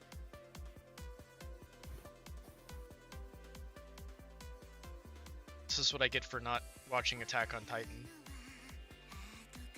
Yeah, you're not missing much with the Mappa seasons. They're not very good. Because Mappa came in and did like season 4 onward, I think.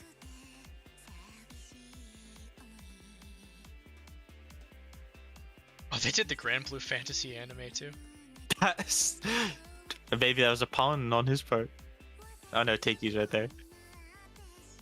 I also like, don't. wow. From my understanding, the anime is not very good, so I haven't seen it.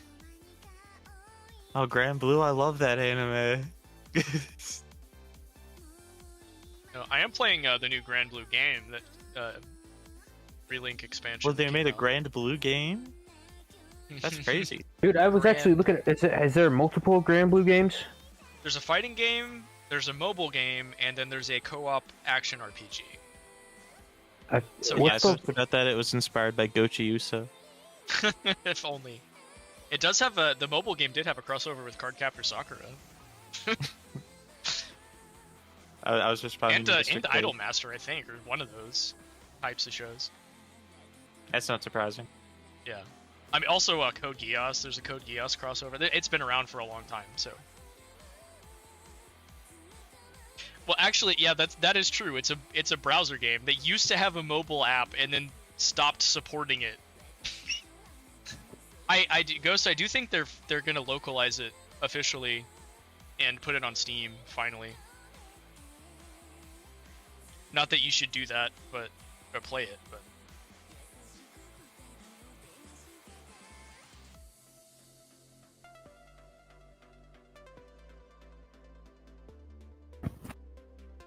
Oh, actually, no, it's already out. You can get it on Steam right now. I didn't realize that was already.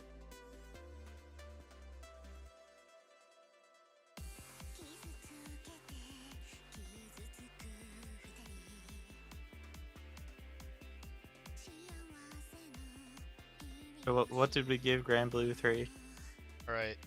I think John should go first. Yeah, this is a 5. Yeah. Okay. I'm assuming it was 1 for you. That's out of control. Yeah, I gave it a 1. I also gave it a 1. Okay, cool. Unbelievable. It's still first place and it's not moving. You broke the trips. There's an understanding. It had to be done.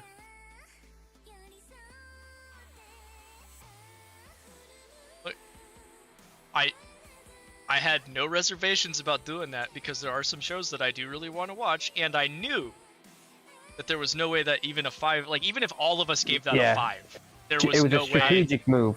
There was no way that wasn't getting put. Admittedly, I did very nearly put it in second place and put something else above it. And this is honestly how I feel. This is not metagaming the situation. This is an honest. That, Yep. That is very sad to hear. That you are so impure of heart that you don't love Wait, look, also taking into consideration the fact that we have a bigger pool that we're going to watch this season, it was a little easier to do that. So, yes, Iori PSA, you should watch Grand Blue. She's spinning in her grave right now. She would not call you Nisama. Or no, that's Shiori. But yeah. Yeah. Just to show, yes, you can actually play Grand Blue on Steam now. What was the browser game is now on Steam, so there it is. Damn. Had mixed reviews, so I don't know if there's like a problem with the Steam version or if it's just people don't like a 10-year-old browser game.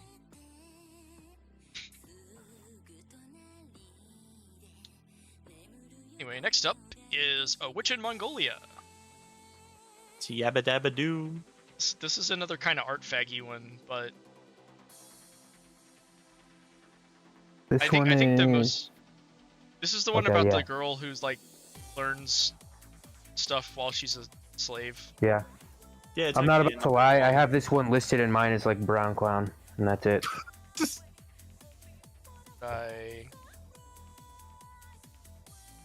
Sneeko. The only thing I wrote about this one in my notes was that it had a unique art style. So that's same. I actually don't have my notes open, but it did have a very unique art style. You're the one that takes the most notes, dude. Like what? I'm going off the dome. I mean, I respect it. I'm just surprised. Let me pull it up.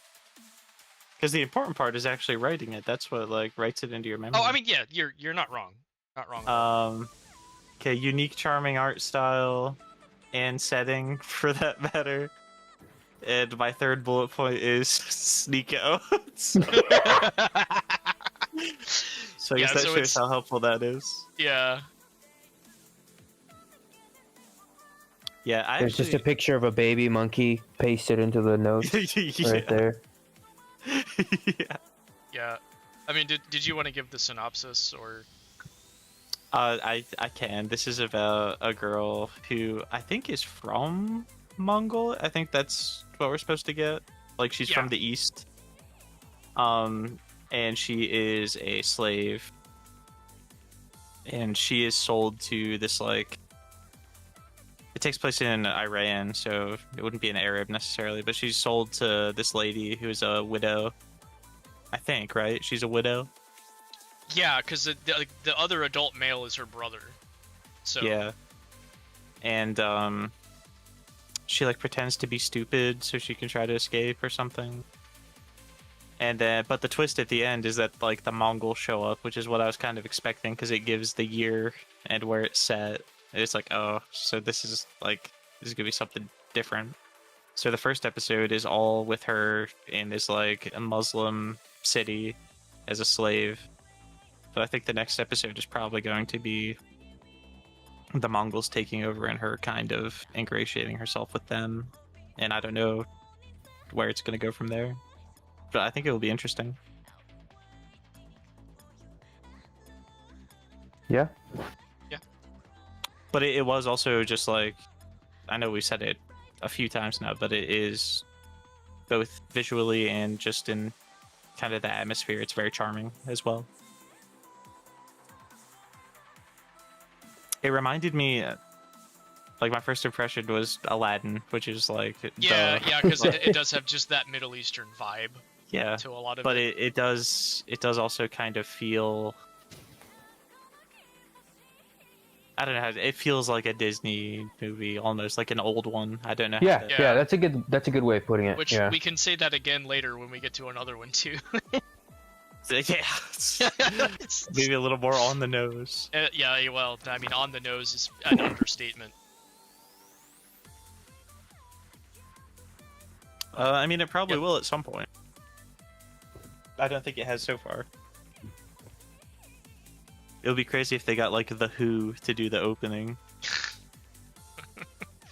Who? The HU, not like the Who. I was gonna say, you mean my mom's favorite band from her teenage years? No, like the Mongolian throat singing metal band. Oh, you're bringing the deep music lore in here now. Yeah, I only know a couple other songs, but they do go kind of hard.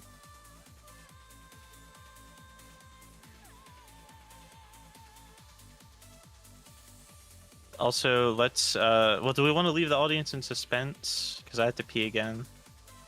I have to pee as well. Let's do it. Go ahead. Okay, do it. Go for it. All right.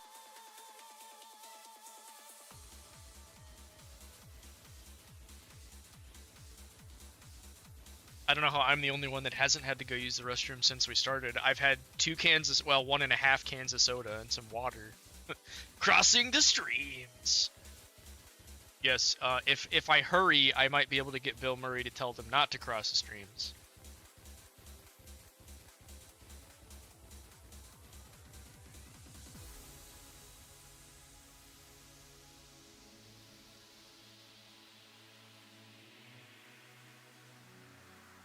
It's okay. I'll show you guys. I'll show you guys one of my Skeleton Knight memes. This is the toggle for Overlord Skeleton Knight.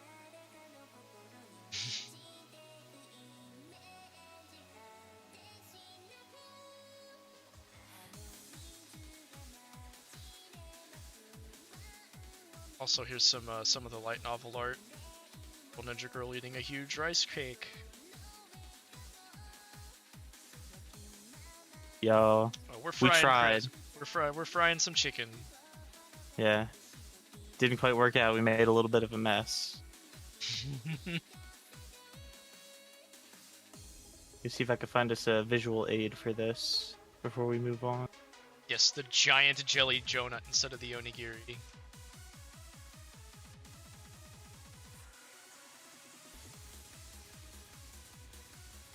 Okay, I'm back. Alright. I guess I can start. I gave it's 20.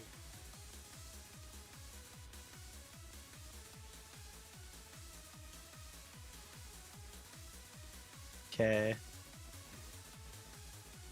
ESD, you go next. Okay. I gave this one a 26. Oh wow! I wasn't sure what to expect to 26 from you. But That's not what I expected. I really didn't expect that to be your 26. I don't know what I did expect to be your 26 either, to be fair, but... I don't know what you expected either, honestly. I feel like a lot of the remaining ones are pretty good. Right? I think I got all my bad ones out of the way. I got most of my low scores. I think there's one more lower than this for me still, I think. Okay, this is the best visual aid I could find. Are you posting this in the Discord or something?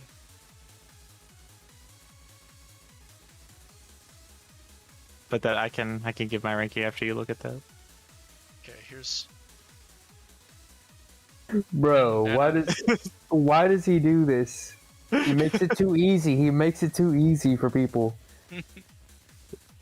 Like that could be in a Jane Goodall documentary, and you wouldn't even blink an eye. There's some better ones, but I must not have saved them, or they're older. But oh yeah, I forgot. You're like, didn't you not have internet for a while, Despair Cake?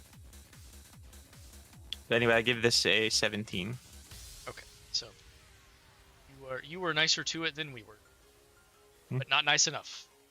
Yeah, I mean, I thought there was merit there, like I was saying. Like again, this was one I honestly, kind of it was the animation style for me. I mean, the art style for me. I was like, I don't know if I can get into this. I like weird, unique shit like that. But I was just like, this is like it reminded me of like PBS African American cartoons I watched when I was a kid. Like Little Bill. Yeah. I feel ya.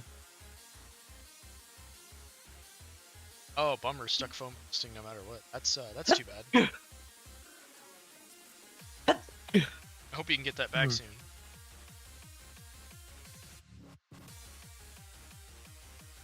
But yeah, and I didn't score this low because I thought it was bad. I just like wasn't super compelled. Yeah, I mean that's like none of them on the list are bad. Let's just be honest. None of them were bad, but I disagree.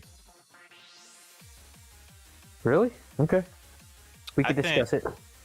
Yeah. But maybe once we have all of them numbered, we can talk about. I think talking more in detail about something once we get done. Yeah, next one is the new version of Ghost in the Shell.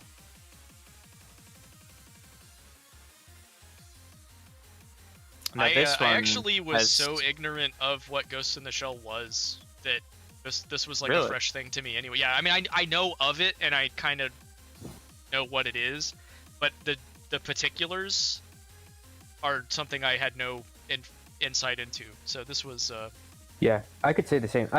The thing is that I had seen a lot of like manga panels and artwork for like on my timeline and on like other stuff that enough so that I recognize it.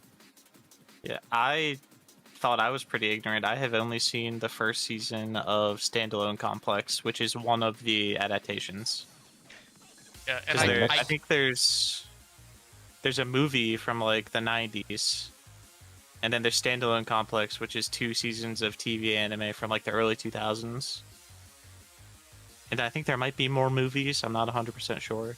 Dude, I swear I saw like a live action movie when I was looking it up. Oh yeah, there's definitely. So there is a live action with Natalie Portman, I think.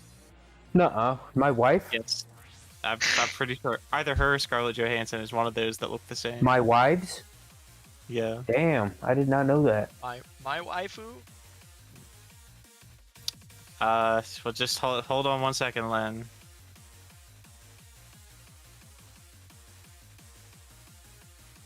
So I don't know how much there is to say. It's just I mean she's like they're like honestly it was really charming. I liked you could tell that it was like a modernized old 90s art style. Yeah, they kept the art style. And it was smooth. It was super smooth. That's what I really like about it.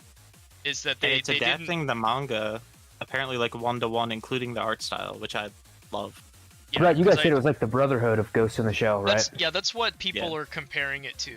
Is that it's kind of like if we try to just faithfully adapt the manga as much as we can instead of, because my understanding is the other adaptations do take a lot of liberties besides just the art style being different. They are nothing like this at all. Okay, yeah. So Standalone Complex at least, and I'm pretty sure the movie is even more serious.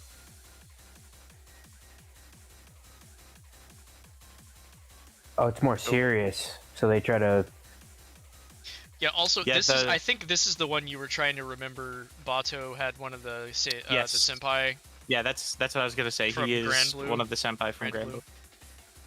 Yeah, and of course Maya Sakamoto, my goat. Yes. So Shinobu, Shiki. which you can see in the plushie cam. Yeah. Low-key, that was one of the reasons I picked her too, because I knew that was coming. That was going to be a relevant point when we got here. But yeah, it's like, you know, I guess it's kind of a dystopian sci-fi setting. Yeah. In like in the far-flung future of what, like 2029? 2029, so we're almost there, guys.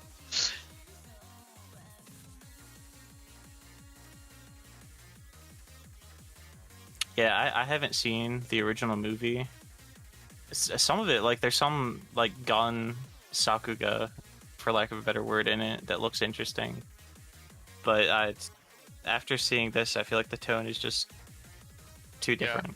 I definitely would like to go back and watch the older adaptations at some point. Yeah, Standalone Complex is really good. Once we watch this, because... So I'll definitely add a bunch of that to my list. But to be clear, this is like the most faithful adaptation of the source. So the other adaptations are the ones that are tonally off. Yeah, but I mean, you could, if you're doing a comparison, it would still be accurate to say this is tonally different than, you know, the old adaptation. So you're saying the old adaptations were more serious, though, like took a more serious. Yeah. They're a lot more serious. This definitely played into. I can see that. The comedic tone a bit more, because they allowed characters to be extremely expressive. I've seen a lot of people complaining about the, like, quote unquote tonal whiplash with this, and that is like what I love about it. It's Have you seen the GIF? There's a GIF, whatever you want to call it, around of her. Like, it's like her ass is like the whole shot, and it's like moving side to side. I think I did. Do you know which one? You know which one I'm talking about? That, yeah. And I was like, this is like peak. I feel like I'd remember that. And the fact that it's making people mad just makes it even all the more better. Yeah. But I, like, not to spoil anything, but I don't see how you could not like this. Yeah, no, this was... I mean, I guess we might as well score it now. I was pretty confident this was going to make the cut. What's my list again? That's actually a really good comparison. I gave this a 7. Let's see what Nathan said, sorry.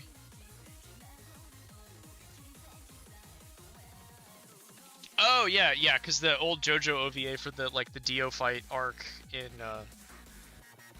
I saw that 210. Which is really funny. Well, no, she has a male love interest, but the more explicit scenes are with women, so they made her bi, so he wouldn't have to draw men naked. Which is based. Yeah, that's like I saw an old joke where somebody's like, you're so cartoonishly heterosexual that you fall off of the regular sexuality scale and onto the gay one. That's what that means. Yeah. But Despair Cake, Standalone Complex is also very good, but this is very, very good. Yeah, I mean, this episode 1... Oh, go ahead, yeah. I was gonna say, I gave it a 2, and it was very nearly my 1, so... Damn, somehow I knew that was coming. Okay. Dude, Go ahead and give yours, but I want to talk about it a little bit more. I gave it a 10. Damn. Wow, 19. Yep. That still puts it in a dang good spot. I was very much torn, though, if it makes you feel any better, that I was like... But really, I mean, that's third place right now, I think. Yeah, like, the whole episode was great, but just the first scene with, like, the jazz and just, like, the atmosphere. It's definitely nailing that vibe. It's nailing that vibe. The math, there's nothing more heterosexual than Fuda. Yeah. You never seen that before? No, I guess not. But no, just like, because I rewatched it to grab screen caps of the major, and it's just so. Dude, the Major's such a like, good character.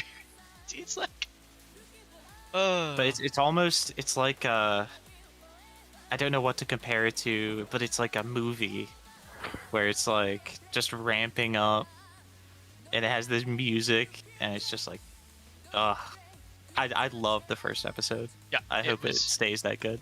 Fantastic.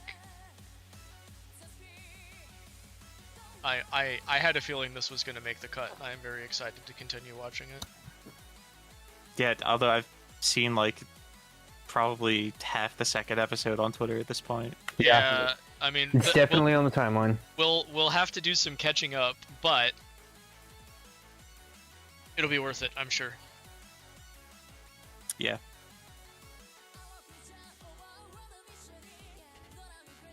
Next up, well, is Yojo Senki 2 really Yojo on Senki 2?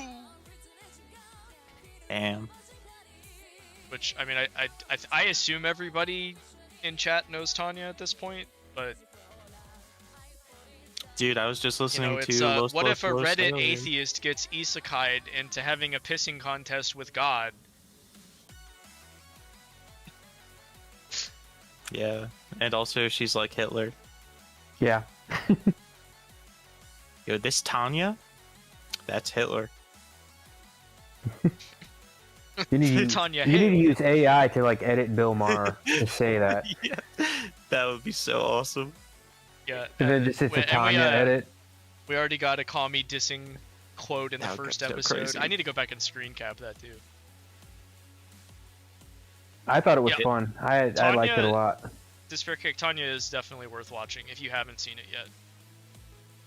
It is very fun on a slightly different level because I've read a few memoirs of like military officers. I was gonna say that like for military nerds, it's probably like a huge blast. If you're, well, it's not just the nerdy side of it, but it's like perfectly representing what leading like a bunch of retards is like. Yeah. So Lynn, the shtick is that Tanya was a Japanese salaryman in like present day Japan, but was kind of ruthless and fired some people that deserved it, and one of them murdered him. And then at the point of his death, like he has a conversation with God, and he pisses off God by refusing to acknowledge that God exists.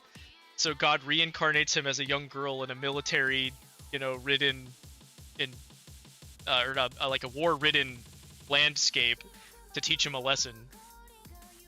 But his entire goal is to just like live a cozy life, working a job from behind the front lines, and fate conspires to never provide that opportunity.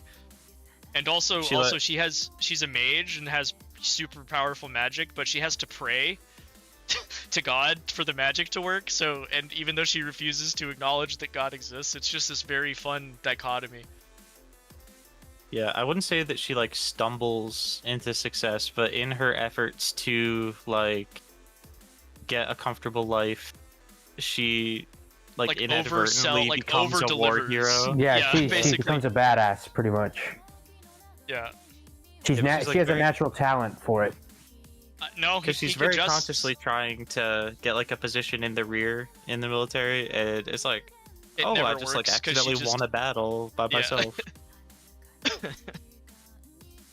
Yeah, it's Despair Kick. He really doesn't care about being a girl. He basically identifies as Tanya at that once he gets reincarnated. Yeah, it's really. I don't really think it's addressed at all. He just kind of is Tanya, but with his old like personality. Yeah, there's like not a gender dysphoria thing. There's not a confusion or a, oh man, I remember being a guy and I miss it kind of thing. It's just, nope, I'm a girl and blah blah blah, And but I remember all this stuff. And he still has the same like motivations and desires as a girl. And it's Aoyuki is probably one of her best roles. It's up there. That's why I said one, not objectively her best, but I mean, it's got a really good cast too. Yes, it has He's His not listed. Oh yeah, mommy. there's Shinichiro Hayami goat. Saori. Oh yeah, he's in that too. Erika von Lergen. Oh, Mary Sue is also Haruka Mary Tomatsu. Sue. The antagonist is named Mary Sue in the movie, from the movie. Yeah, I need to watch the movie again because I've seen the first season a few times now. Yeah, so when we watched it together, was that the only time you've seen the movie? Yeah. That was also at the tail end of a very long evening of watching other stuff, if I remember correctly. It wouldn't hurt to watch it again. I'd be up for that at some point. Yeah. I want to watch the movie in like a place with surround sound and subwoofers to make it just that much more epic. Yeah, we can. Yes. Yeah, Mary Sue. But yeah, we can watch it in IMAX. They'll play America First beforehand. Yeah. And then the Odyssey, and then Tanya. Yeah. Yeah. We'll be there for 12 hours. Yeah, 12 hours. But yeah, highly recommend Yojo Senki. It's I guess they didn't play the OP or the ED in episode 1, so we have to wait for episode 2 to even hear those.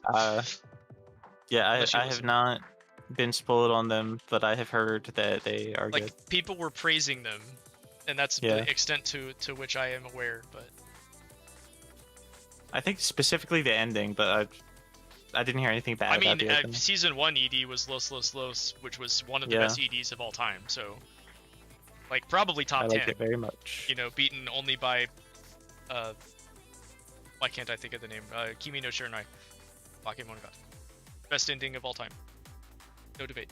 That would be a tough list to put together. But it's Los Los Los is probably up there. Los Los Los is really good. It's hard. I think another one from Monogatari would probably beat out Kimi no Shiranai Monogatari, in my humble opinion. It's Sayonara no Yukue from Owari Monogatari. I think I like that one a little bit better. I mean, my second favorite one from Monogatari is Undead from Monster Season. It's just very catchy. Yeah, it's that Yoasobi. Yoasobi! It's kind of funny, they were like all over the place, and then I haven't seen them in a while. Yeah. Because like they did Frieren, they did the Monogatari one, they did a bunch of stuff that like it seems like a couple seasons ago they did all over the place. But I can't remember any other. What was that anime called about the idols with incest? Yeah, that one. I know that one. I'm drawing a blank. Kidding, I don't know that one. Naisho no Hanashi. Which is that? Wait, did Nisei have more than one ED? I don't think so. Oshinoko, yes. That. Yeah, Mathemagics is up there.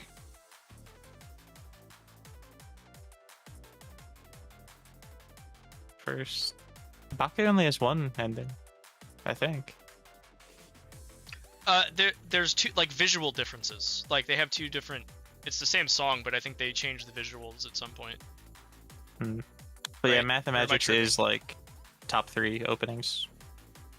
I like all the Shinobu ones because they're like fairy tale-esque OPs, but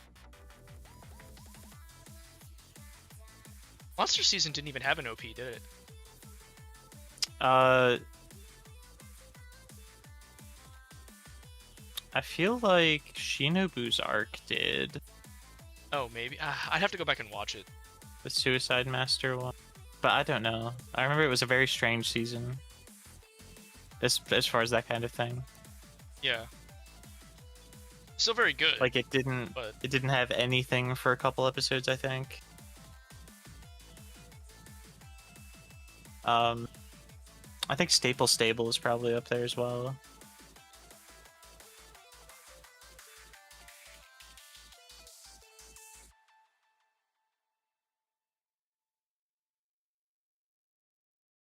Okay, I'd have to go back. absolutely had open. I think yeah, you're definitely right. Nadeko's arc had an opening because it has that GIF of like all of the Nadekos Yeah. dancing or whatever. Yeah, Monogatari is one of those, like, it doesn't feel like it's as long as it is, but it is actually very long. What is the duet with Senjogahara and Kaiki called? A Kogarashi Sentiment. That's also up there. That is a very good. I mean, visually, that might be my favorite OP in Monogatari. Yeah. Just because they do some really fun stuff with that. And it's also like intentional karaoke singing instead of, you know, like quality singing, which is great. Now it's not necessarily Konata singing Chala Head Chala bad, but good night. I also like. Good night, sir. Enjoy your sleep. I like the Ogi openings as well. Good night, Mr. Face. Thanks for coming out, Mr. Face himself. Yeah, second season is definitely one of the best parts of the series. I mean, it's probably my favorite just because it has Hitagi End in it, but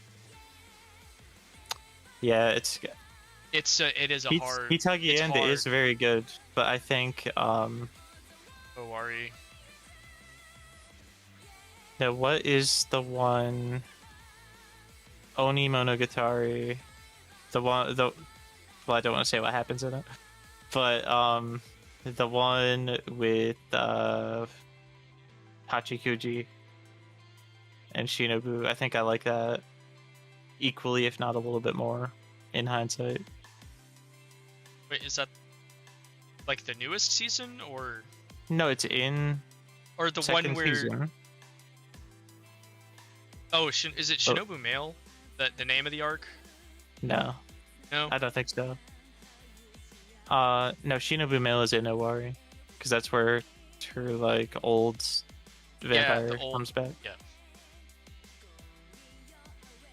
It's definitely Oni Monogatari. I just don't remember like the name of the arc. I need to finish the novels. I've only read a little bit of Kizu Monogatari, but it's like some of the best writing I've ever experienced in my life, and I only read about a third of it. Neko Monogatari Kuro is probably one of my like least favorite arcs. It did give us that line that goes really hard. That is true. That is true. It did give us one of the best lines in the series. I think Neko Monogatari Shiro is the only one that beats it out to the bottom. Wait, is that the first one in second season? Second season, yeah. Man, that's like the arc that turned Hanakawa into a character I actually liked, because I didn't care for her before that. I just even now I like Hanakawa, but like I don't really like her arcs that much. I guess Tsubasa Cat is good, but in hindsight, like it does introduce Mami. What's her name? Guy in Izuku. That's her first appearance. Yeah.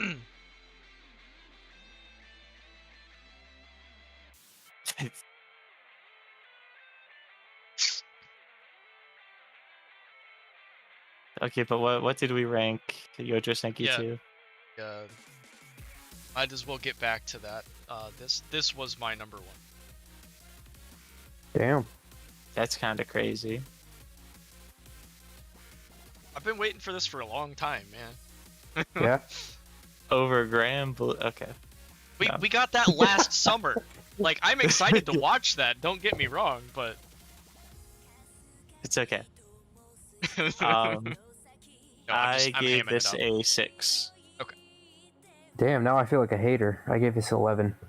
Really? Oh, wow. I'm surprised. Yeah. It's okay, that still puts us at 18?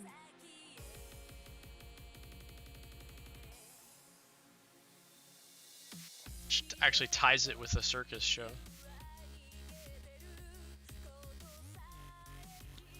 Next up is Red River.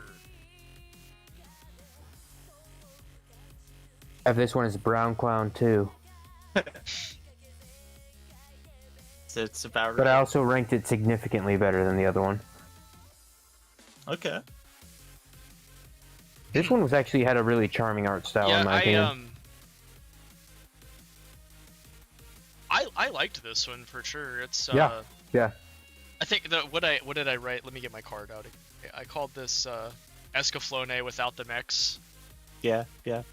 Which is like the premise here is that this girl is some kind of maiden with magical powers, but she doesn't know it and gets abducted by some evil being into the past.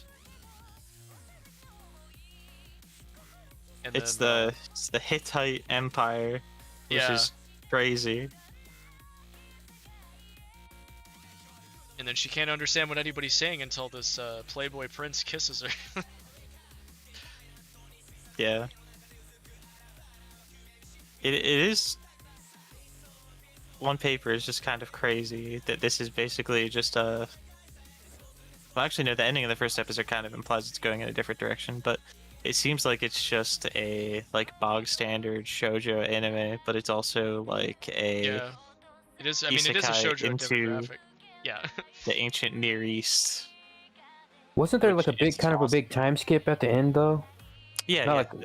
that's what I'm saying. It's like she's gonna like take over the kingdom and like conquer. Yeah, that kind of threw me off. I'm not gonna lie. Yeah. That at the end. Honestly, I think, and it could be that is a little bit of a misdirect, but I think that just a straight up shoujo in this setting would be interesting. Yeah. I think just her with these guys that are like fawning over her, and she's like, "Oh, I'm just a girl." Yeah, but no, like, she's just gonna had my be like, first kiss with my great. boyfriend back in 2008. What am I doing here? Yeah, I like this one. I didn't rank it particularly highly, I don't think. Yeah, I'm kind of in the same boat. I didn't end up ranking it very high, but I don't really have anything bad to say about it. I guess the only like the negative is just it didn't grab my attention as much as some of the other stuff did. Yeah. But I don't really have much else to add. Anybody else? I'd just like to reiterate that the fact that we have an anime set in the Hittite Empire is just absolutely insane. What? Why? I guess I didn't. I'm historically illiterate, so I don't really know what that means. Like, why it's just like it's a relatively obscure, not so much place, but period of that place to have a Japanese story set. Yeah, because it's not like it's ancient Egypt or like medieval Europe. It's something that no one really thinks about. It's atypical, is your point, right? Yeah. Like, it's just not something a Japanese created fiction would typically seek out to do. I mean, in a way, Gunsmith Cats is kind of like that too, right? Like it's Boston. Why would a Japanese person create something going on in Boston? You know, it's like, okay, cool, I'll take it. But this is something that like no one really thinks about unless they're very specifically researching something. Yeah. Because like this person could have had an autistic hyperfixation on this historical period, or just like Google searched what's a historical place that very few Japanese created media pieces have taken place in. Could be. Also, I'm glad you picked up on that, Nathan. But my taskbar. Yeah, it's crazy. Are we talking about all the shit I have down here? Yeah. Yeah, it's a lot. I agree. Some of that stuff I can get rid of. Just have it.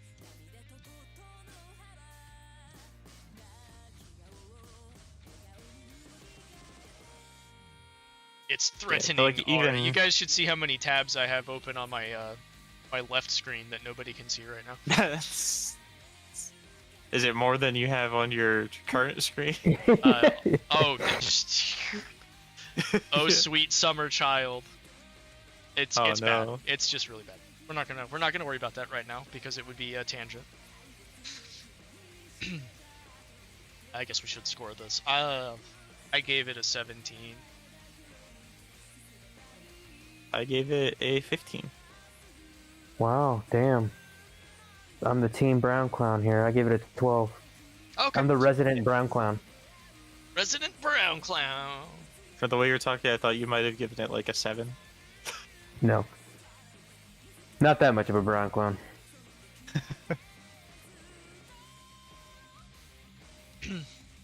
Alright, next up I is liked the it. insipid prince's furtive grab for the throne. Yeah, it was.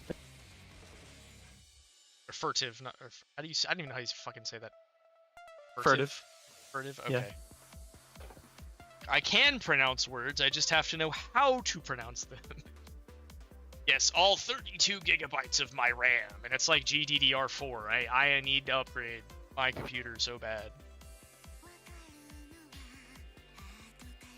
Yeah, Despair Cake, a lot of our seasonals end up in that 6 range that we sample at least.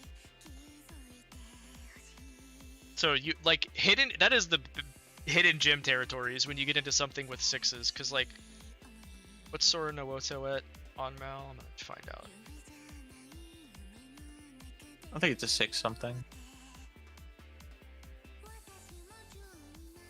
7 point. Okay, actually, it's higher than I thought it was. Like, obviously, this should be a 10, but yeah, I actually got my bots people are Philistines. negating it. Yeah. Next year it'll be a 9. Yeah, we just gotta slowly. You guys are playing the long game. Yep. Anyway, the premise of this one is the prince is trying to help his older brother or younger brother, right? Younger brother. Or are they twins? Were they twins? I don't even remember. Yeah, anyway, he's trying to help his brother obtain political power. Because he doesn't want. It's not even a love it or you hate it show. It's just goated and no one has heard of it. Go watch it right now. Yeah, it's really just it was a seasonal sleeper back in was it winter 2010? Yeah. And it was an anime original. It didn't get a lot of traction when it came out, and it has amassed a cult following of people that love it because they realize it's the masterpiece that it is. Yeah, it is to like existential drama slice of life, which is a crazy. Yeah. And the fact that they pull it off. Yeah, and but it is really to don't that miss what a Grand beat. Blue is to comedy. Oh, yeah, okay. Yeah. Yeah, when you get into the 5 and 6 ratings, there's definitely not a 1s and 10s. I really don't understand the types of people that are like, well, I dropped it, so I got to give it a 1, or I watched it all the way to the end and I liked it, so it's a 10, because, you know, anything I like is good. You know, you're 13 scoring anime over here. Or a guy who, I haven't seen that either.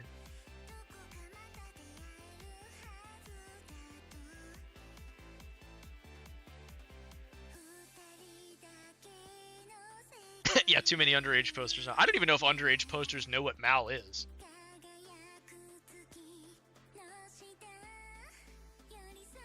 Origairu is goated.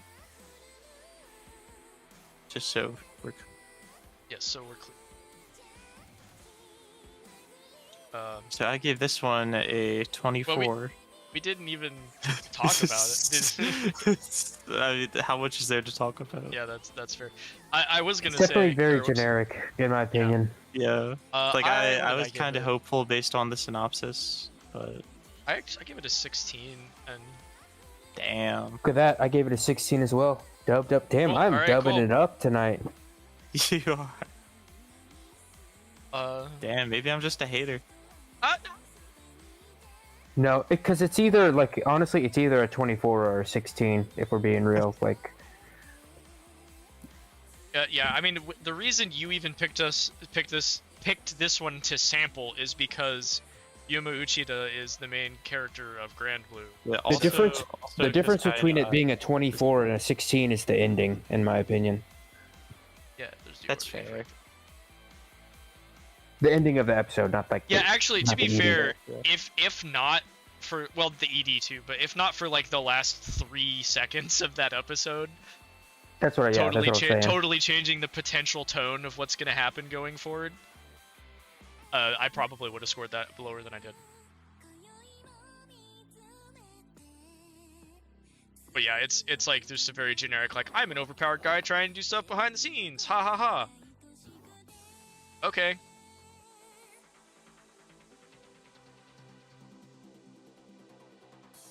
I'm curious to see what you guys rank this next one though. Yeah. Okay. Next one is young ladies don't play fighting games. And this is a girls love anime where they play fighting games. And that's really all there is to say about it. But it's like incredibly detailed, and they didn't skip on the budget like that other one I remember mentioning last time when we watched this. What was it? Rock is the Lady's Modesty. It's a similar concept to that, but with a proper budget. And they actually go into insane detail explaining fighting game mechanics. So you probably learned something about fighting games if you watch this.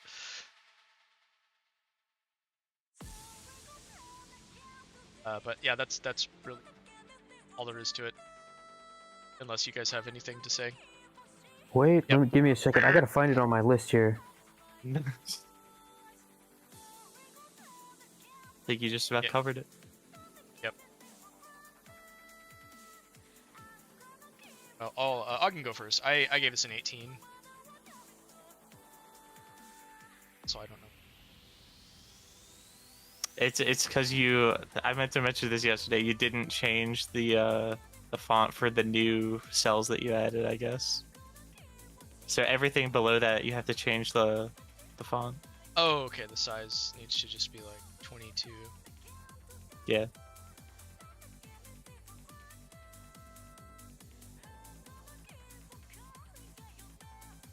Thanks. ESD, what did you give this? Hold up, I think I see which one did, because I named some of them obscure names that I don't know. Okay, well, I gave this a 7. Oh, okay. I was expecting you to not care for this one, actually.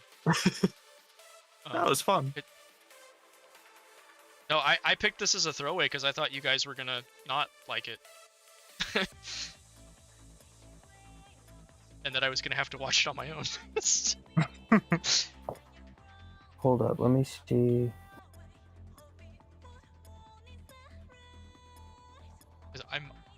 Yeah.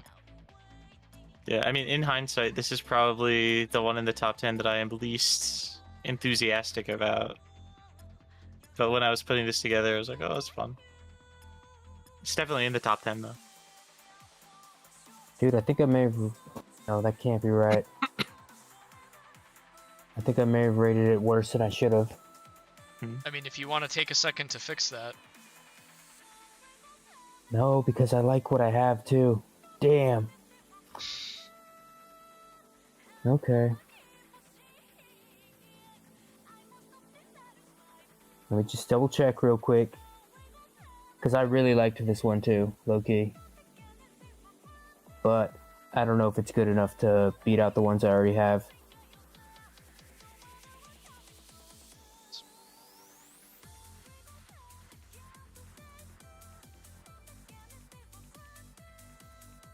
Yeah, I may ask for permission to switch two of mine around at the end, depending.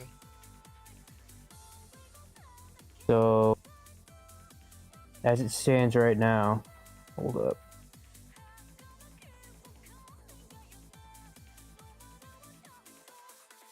Dude, am I retarded? Hold up. I mean, I don't think so.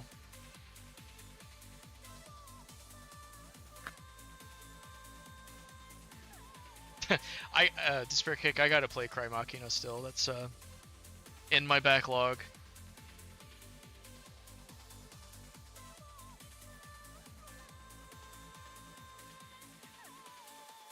I gotta play Crystar first. So wait, how many did we watch total again? 26. 26. Are you missing some? Hold up, let me double check. Because I have something here that I think is it, but I can't tell.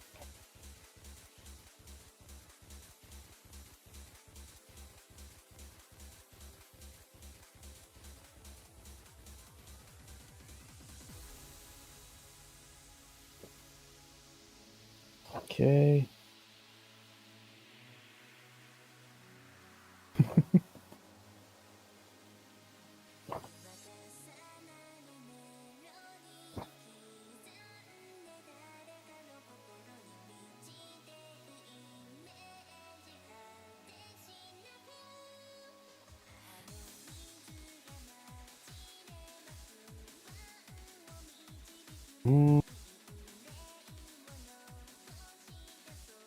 You only need one game.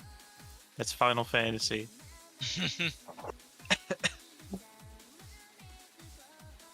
I genuinely think that might be the only game I've played since I went back to work. Between those and Monarch, yeah, you're trying to get me to play games. A lot of games. I will get to them eventually. Alright, what's up? 18, hold up. I'm just counting to make sure I have all the right number.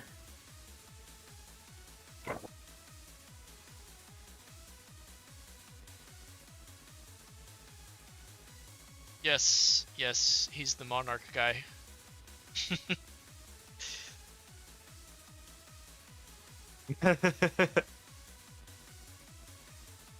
I really need a game to shill as hard as he shills Monarch. I gotta find a game to just permanently tie to my online persona. Well, you could just do it with an anime. You could shill Grand Blue. Yeah, but that's your job. I would have to pick a different anime for one. Well, no, I love Grand Blue, but that is not the one that it's my job to shill. Yeah, I get you. That is Sora Yori and Baby Sora no Wodo. Yeah, I think I have my score, but dude, I don't know. I might have fucked up. Yeah, that is Despair Kick. Yeah, Despair Kick is the Monarch guy. You are the Monarch guy! It's okay, he's also a Gochi pal, so we forgive him. I mean, I think Monarch being a... But I was more so referring to the Ray posting. Yes, I think you're gonna have to just get over that, I think. I think that's a you problem. Asuka is just better. I can't comment one way or the other because I still have to actually watch Eva, but... but I do have the Fubos on pre-order for both of them!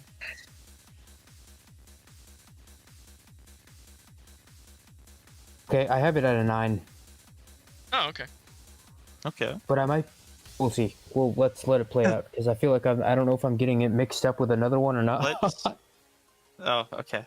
I was gonna say, let's see what we end up with in week. Yeah.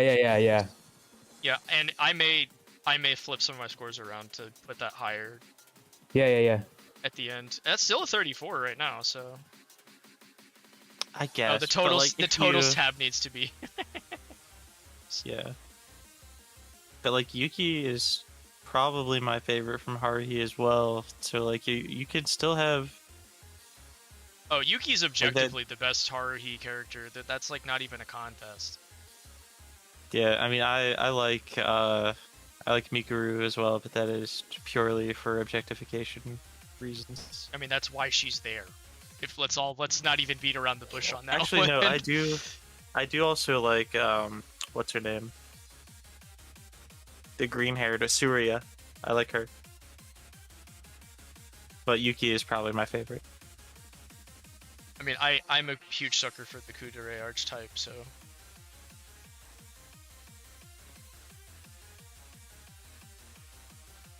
Yeah, I could really take, like, the Dandere thing. Take that or leave it, but I just think that she is an interesting character.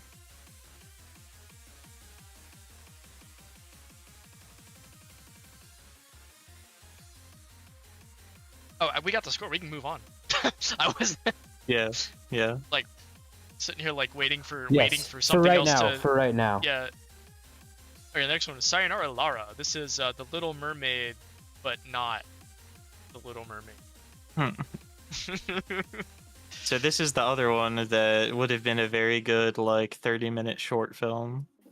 Yeah. That's a good way of putting it. Because that was really, like, once...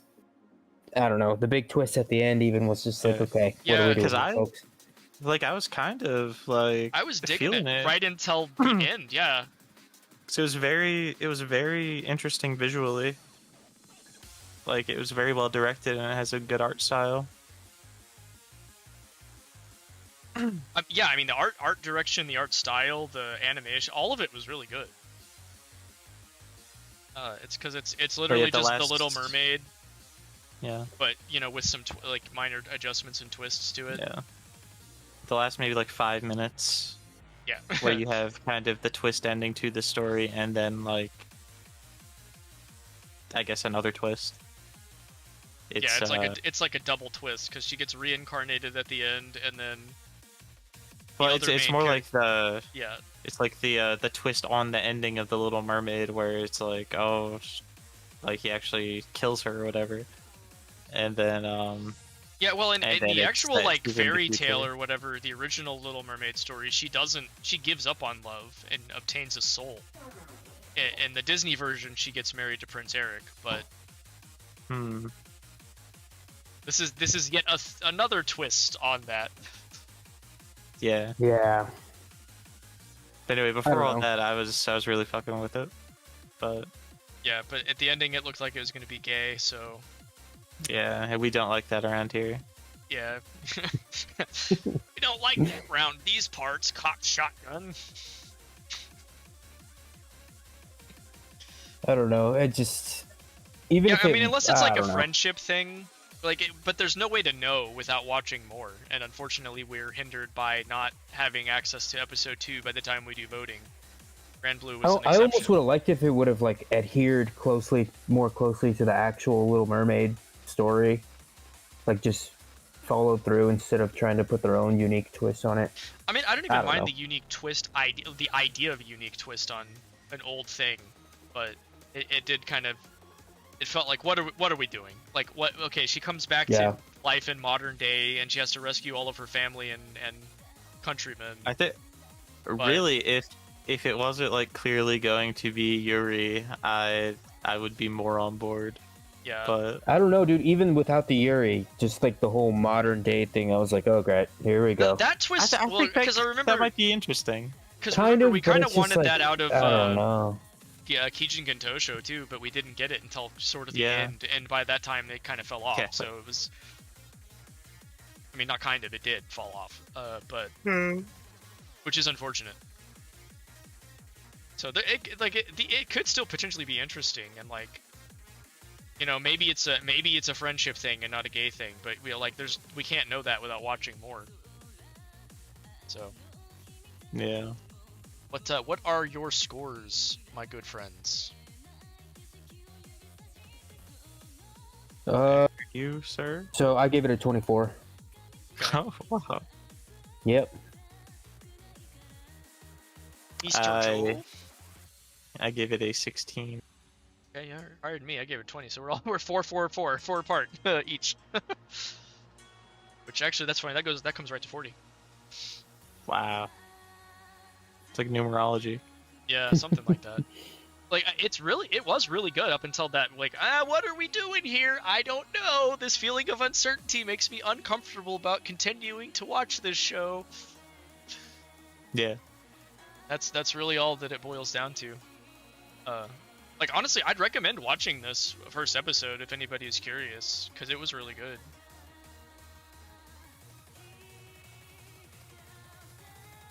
Alright, next up is recommendations from Iwamoto Senpai. And I like called this 1910s military X-Men. Yeah, I called this one military outfits, I think. Like, the military outfits uniforms. Go fucking hard. Like, those look so cool. Yeah, I do like that aesthetic. I don't know the name of the era, but yeah, that, like, pre-war Japan military aesthetic is very cool. Yeah, unfortunately. Was this the one that we were thinking was like X-Men? Yeah. Yes. Yeah, because like like the twist at the end is that they have superpowers and they all assemble at this school because they're special. Yeah, it's like a military academy for people with superpowers. Yeah. Unfortunately, there's like may or may not be a gay thing going on. Yeah, maybe. Why? Because the one dude was like super feminine. Yeah. Yeah. I don't know. It doesn't even list romance, so probably not. It just it really just wasn't that compelling in my opinion. Yeah, no. And I can see it being like, I don't know, like I wonder if it's going to be like episodic like that too, where it's like they're finding new members every episode to go to the school Probably. or whatever. Even if it's not like that, it's going to be like a different thing that they're looking into each episode, probably. Yeah, which could be cool, but like just the way that they spent the entire episode setting up him meeting the other dude, and like the mystery of what was going on there, and then it just the pacing wasn't very good. Like I don't know, I feel like it was a very flawed first episode overall. Damn. Tell it like it is. Yeah, I mean, I really just didn't find it that interesting either. So, What'd you guys rank it? This one's pretty.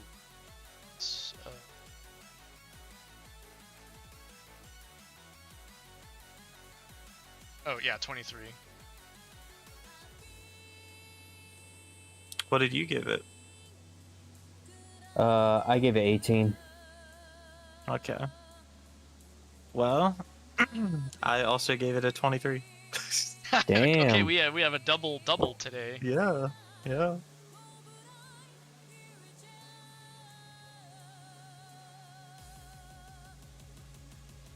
Nintendo 64.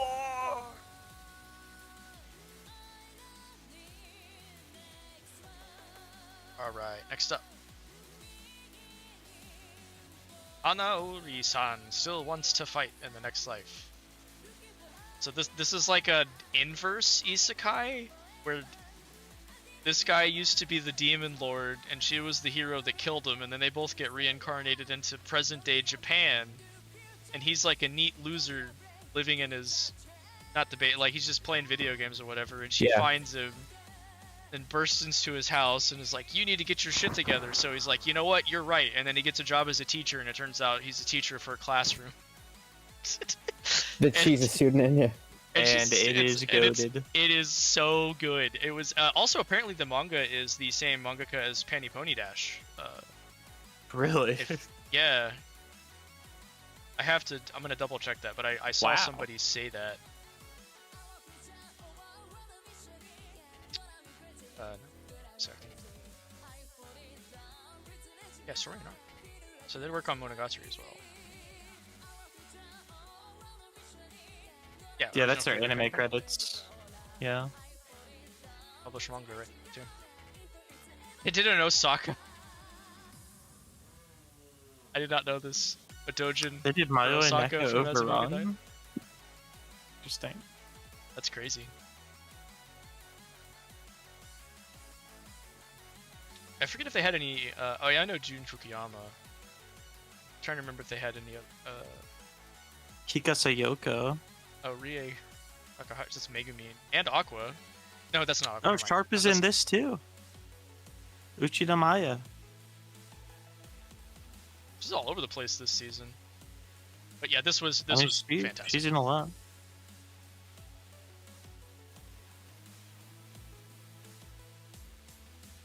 Yes, Becky so from Penny Pony Dash. What did we give this? Oh. Also voiced by Chiwa Saito, and I have my Senjo Gahara plushie out today. Wow. I didn't plan that one. As far as what I scored it, I gave this a 4. Okay. Okay. You're next. I gave this a 3. Damn. Okay, so I got to tell you guys something that's kind of been unprecedented. Was that I was right. I did mix up my last other ones. I gave this one a 9. The one that I said was a 9 for the fighting game. Okay. So what was that supposed to be? That one was supposed to be 17, which is fucked up because I did not realize that. Yeah. I don't have a 17 rated already, do I? I'm not seeing. No. Damn it! So that's the truth. That's crazy. Because both of them have fight in their name, but this one, the one that says 9 is still wants to fight, so that has to be this one. Mm-hmm. But okay, that's where that's how the cookie crumbles. I might do some finagling, retroactive finagling. Yeah. Let's see. Well, let's see what our list looks like. Yeah, that's why I said might. 16 is pretty damn good, though. Okay, I'm interested to see how everybody feels about this one. This was Love Unseen Beneath the Clear Night Sky. It's a romance. The main girl's blind. He gets roped into helping her, and obviously they're gonna eventually fall. So, this is like one of those ones where I would 100% watch on my own, because it's like right up my alley. But the thing is, like, our list is already like oversaturated, so I'm like, I have to balance the scales. But this was, I honestly really liked this one. Premise was and it seems really predictable. Yeah. But the premise is great. I think my only beef with it is I just feel like the pacing was really slow. Yeah. I disagree. I think it was fine. It might not be like superbly paced, but I think it was alright for the first episode of a romance. Maybe pacing isn't the right word. I don't know. I feel like it's like I'm not sure how I would best describe it. I can see how Loki. I can see how you could think it. Did you think it was like too slow paced? Not that like the pace of the relationship was slow. There's a lot of the scenes I felt like dragged on too long. Yeah. In some and places. I can see that though, especially because I feel like it's almost like predictable, so you want it to happen faster because you kind of have a vague idea of what's gonna happen. Like when she drops her cane in the classroom and only the two of them were left in there. And he like has to sit there for 30 seconds debating like. No. That was actually great. But I actually found myself thinking about that scene like days after we watched it. I think it was very important that dragged out. Look, it's supposed to be a character moment for him. It's just I still maybe it's because I could tell the point of what was supposed to be conveyed like half a second into his little monologue, and I just wanted it to be over. Yeah, that is something that bothered me. He like monologues to himself that's thinking. What got me. I think it wasn't like, oh hey, I should like help her. Obviously, it's that he has to have this like back and forth with himself about it. I do actually agree with that point. You didn't need the whole like conversation with himself. You could have just shown him hesitating and then like go and help her, and have him look like, you know, maybe have a very short thing of him being like pissed off with himself for hesitating. But I actually love that scene.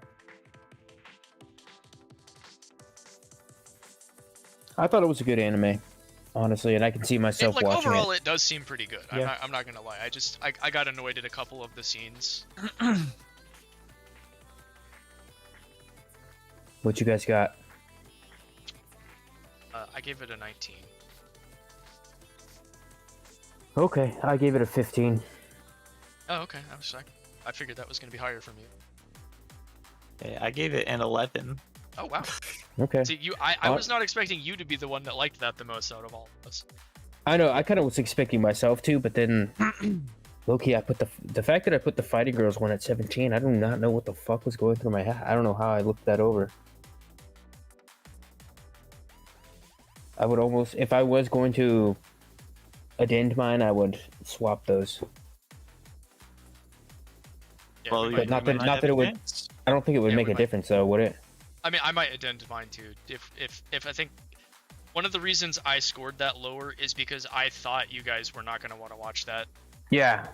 Because I like fighting games a lot, and I was under the impression that you guys didn't care about that element of it, and that I would be alone in it, and it would have been better for me to just watch it on my own. It had a unique charm to it. Honestly. Yeah, like I don't really care about fighting games, but it was still fun. Right, what's this one? This is a Livid Lady's Guide to Getting Even. So this is the one where she gets like betrayed by her Yeah. fiance, and at the end of it, she decides she's gonna get a revenge on everybody. Like Yeah, it kind of, this I one wasn't was- sure what to think of it at first. Go ahead. I was just gonna say this one was kind of awesome. No, Not I doing liked it by the terribly end. highly, Yeah. but I'm gonna say counterpoint to that this one I was really like, this is not that. I'm really not What? that impressed by this one. I thought it was kind of silly, and again predictable, and I was like, okay. I mean, no, that's very true. But I'm a sucker for like a revenge. yeah, story. yeah. That's, But that this was one kind was of the like on appeal the of it to nose me as too. fuck. I don't know, and she just had like a sudden change of heart like that. I was like, okay. Yeah. It's like I all mean, of a yeah, sudden I sure, realized well, I'm it was retarded, kind of like her and I need to get revenge. accepting what was going on, but at the same time, it also is kind of sudden, the way it was paced. Again, I'm not saying that it would be bad. Like, relatively speaking to the entire list, I wasn't impressed. But like, as a standalone thing, I was like, it's not horrible. I don't know if I go out of my way to watch it though. That's fair.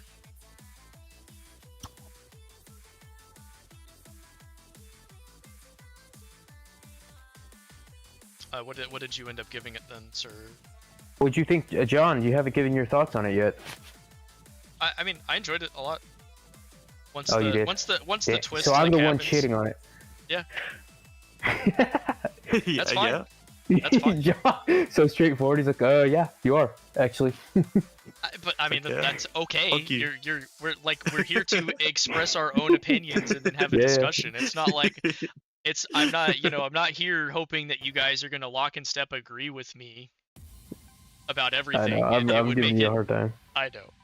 It would make it much less interesting if everybody. I mean, it's really cool when we all are, like the top 2 or 3 are all pretty much the same. I do Yeah. like it when that happens, but we just sampled so many shows this season that I knew that it was. I will gonna be- never forgive both of you for Grand Blue. They're like. What are you talking about? Because neither of us scored at 1. I scored. Oh, wait, Grand I Blue did. was my one. No, you. Oh, wait, okay. Yeah. I will never forgive you, John. Yeah, that's fine. I Sorry, I'll get over EST. it. What you guys rate this one? I give it a 10. I want to hear what ESD gave it.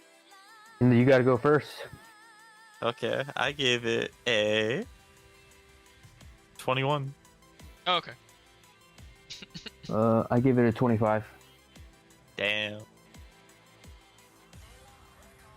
Not my cup of tea, man. Not my cup of tea. That is okay. I may just flip this with Yeah, fighting. That would be the one to do it with. But we'll do that in a minute. Yeah. Moving on to Peak now, though. Well, don't give the game away. I think we all know, if we search deep within our hearts, we know the truth. Yeah, I'm actually impressed this is so low on Mal. What the fuck? That's Yeah. crazy. So this is it's a sports anime about a little girl who plays dodgeball, and I guess her father was also a dodgeball player, but he has a like he taught her how to play. But it just is like the most insane shonen shit and combines it with comedy. It is just so off the walls goofy. And it's that I it's was... just And the everything's voice dialed up acting to is like 11 insane. at all times. The music was crazy good. For the first couple of minutes, I was sure that was Aoi Yuki doing her like Hibiki voice, the main For which character. character? For Dunko. Yeah, because she was doing like a very similar voice.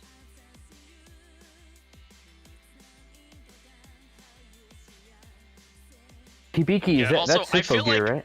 Yeah, Hibiki Yeah, is Aoyuki as well. Yeah, no, this. I mean, not to give the game away, but we all like this one. I think. Yeah, This is no, I kind mean, of it was like like once it started going. is this a? Yeah, this is Yeah, a sequel. It's a to her sequel, dad, so like yeah. her dad was the character in the original. Cam, really? Yeah. You shouldn't have told me that. I didn't know that until like after we watched it. I thought the whole I- show was like lore building with her dad. I thought something like that might be the case, but I didn't know. Yeah, Just from it's the way very that it was very like- old. Look at this. Yeah. This came out Oh. in 1991. That's older than both of you. that's crazy. Like, I'm the Damn. only person here older than this show. Dude, that's insane. Well, that'll be funny if like watching that show in retrospect, like after Yeah, watching we this could go one. back and Yeah. watch it later. But no, this was awesome. And like once it started, everything was really funny. I feel like they crammed half of a season into one episode. I know, dude. It was kind of epic, honestly. Like, it was just non-stop, full throttle, go the whole time, and it was very funny. You know, we got a little bit of fan service. Fan service is not dead. Yeah, it is kind of crazy how they were just straight up like doing panty shots and shit. Like, it's not Dude, something you see often. Cute. They have the formula. No. Curious to see what you That's guys good. rated it. Yeah, I'm curious to see what you guys rated it. Yeah. All right. I'm not gonna go first this time because I've been doing that for most of them. I know. I feel bad. Johnson going first every single I'm time. gonna go last. I'm so not you gonna go guys fight 'em. first either. I'll go first. Big I'll go one in the first. middle. I'll go Alright. first. I gave it a 3. All right. I going last this also time, gave it a single digit, which was an 8. I gave it a 2. Let's go, baby. So Okay. We're locked in now. locked in. I think Grand Blue is the only single-digit total. Yes, as it And should be. I do think I'm gonna swap my 18 and my 10 here. Which one did you switch? I want to see. Make sure you So- update the totals. I'm about to. I gotta calculate them. It's not 717. Does that make up for my blunder with the fighting games? It might. Okay.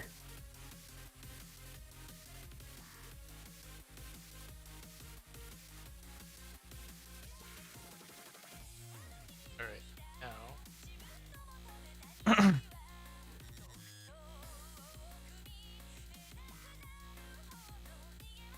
Okay. Oh, it's all gone. Okay. No, it's not. It's fine.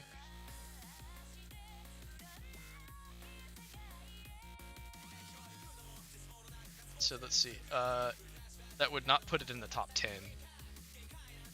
So if you wanted to push Damn. that up, you'd have to. do No, something we else, gotta let but I- the chips fall where they yeah, may we to got- I some think we gotta let the extent. chips fall. So Well, let's see what it looks like. But I feel like 10 might be a little ambitious.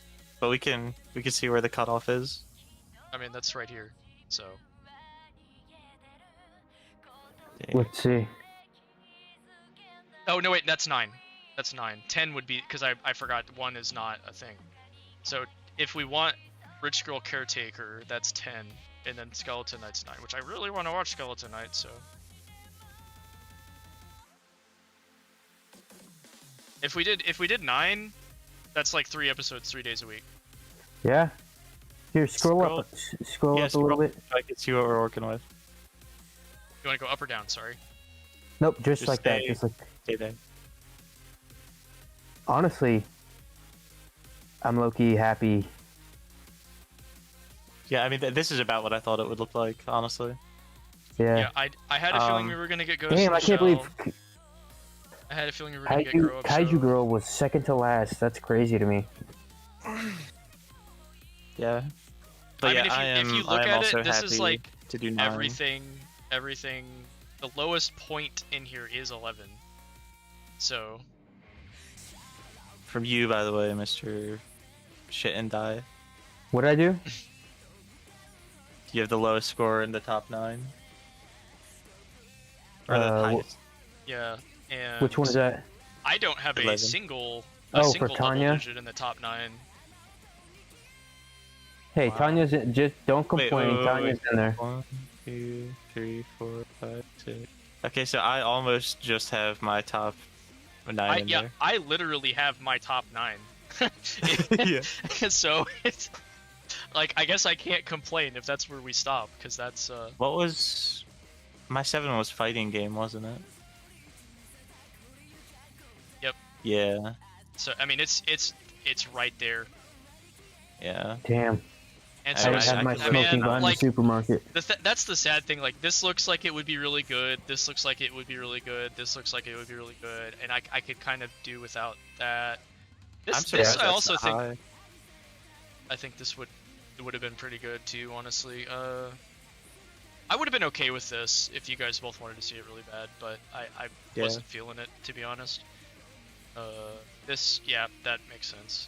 The girl was cute, but that was really about all that had going for it. I think this might have been pretty good too, but it was just so uncertain what to expect. No, that one does look good, but I'm definitely more happy with what we've settled on.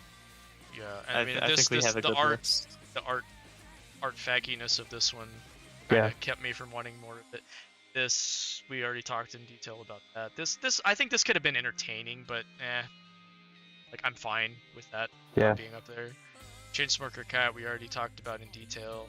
This is another one that maybe, honestly, like, I have zero interest in watching the Chainsmoker Cat. I'll see all the clips. Yeah.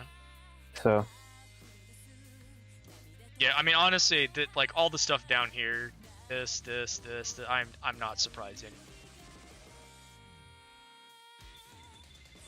It's not super noteworthy.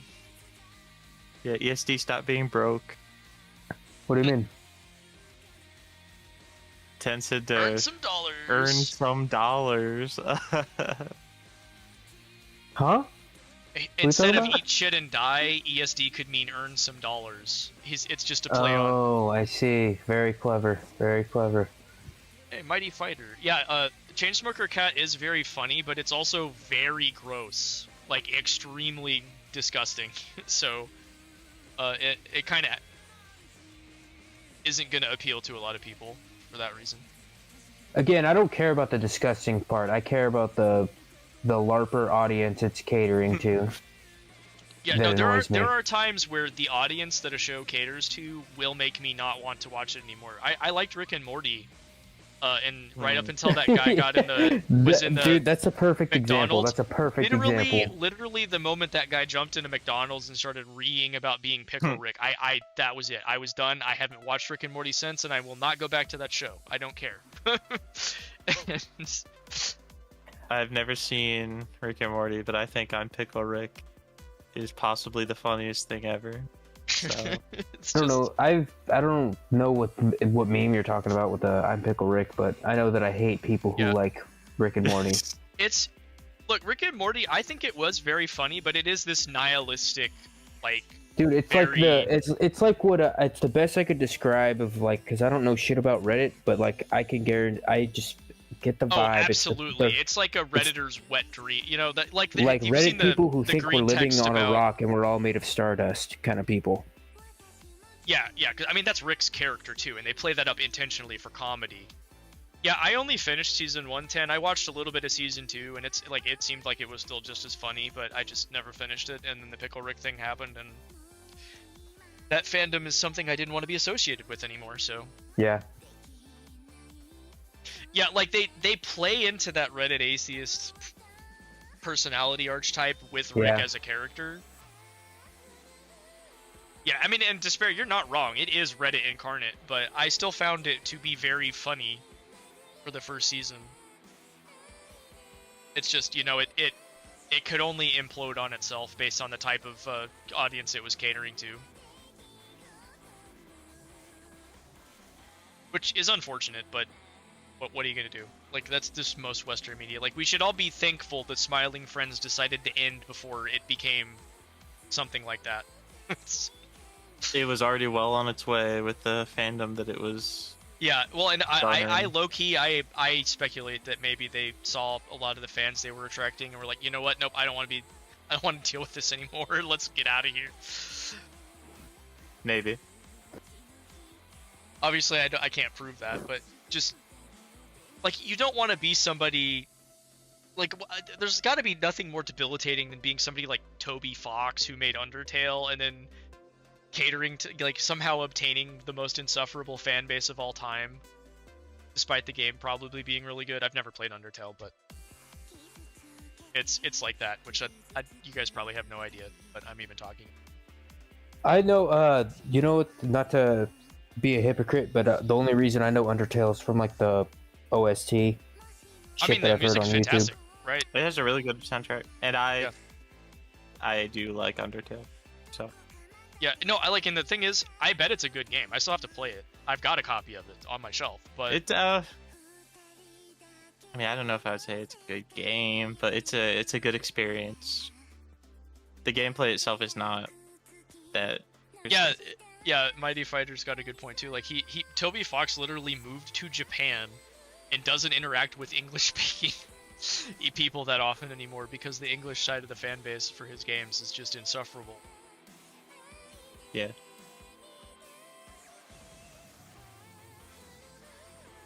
It's like Despair Cake has got the golden ticket with being the Monarch guy. You know, there's not an insufferable Monarch fandom. It's just him. He is the fandom, and he has complete control over the narrative.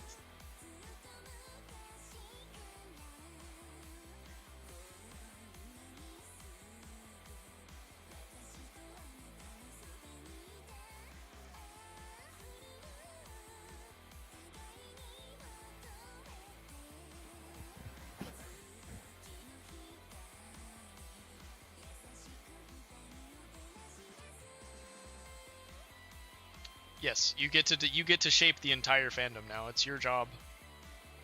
Good luck. But I mean, it is so true that a fandom can just ruin your desire to interact with a piece of media at all. Yeah, like Laurel Neko. Honestly, I know what Laurel Neko is. Am I retarded? Do I know what that is? Okay. It's a layered joke. Do you remember the Yanni and Laurel thing? No, not necessarily. Not off the top of my head. Okay, because the anime's name is Yanni Neko, but there was this thing like years ago where it was one of those. It plays a soundbite, and depending on how you hear it, it either sounds like somebody saying the word Yanni or saying the word Laurel. So. It's like, do you hear Yanni or Laurel? And it's like, yeah. But like depending on how you interpret it, it will sound like one or the other. Yeah. And it was kind of like that black and blue dress that also looked golden. Yeah. The gold and blue dress. Yeah.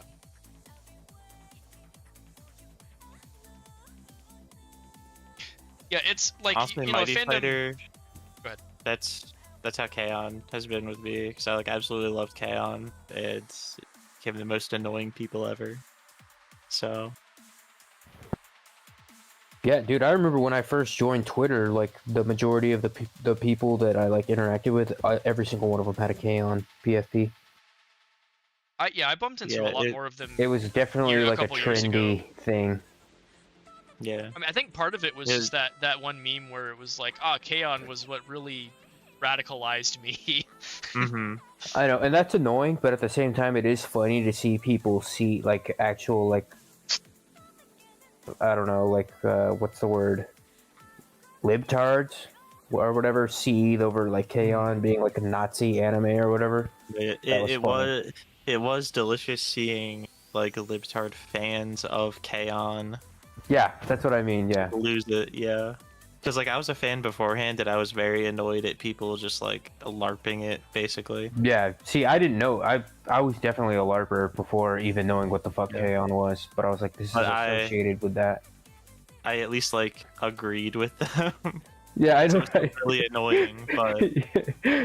Well, yeah, that's the annoying about like your anti-woke grifter type content creators is that a lot of times you'll agree with some of the criticisms they have about something, or like some of the things they like, but then it's just they look through everything with that one lens, and that's it. I'm actually kind of the opposite. I'm like, I like that they are kind of moving the ball down the field culturally, but they are just very annoying. Yeah. I mean, that's fair. Yeah.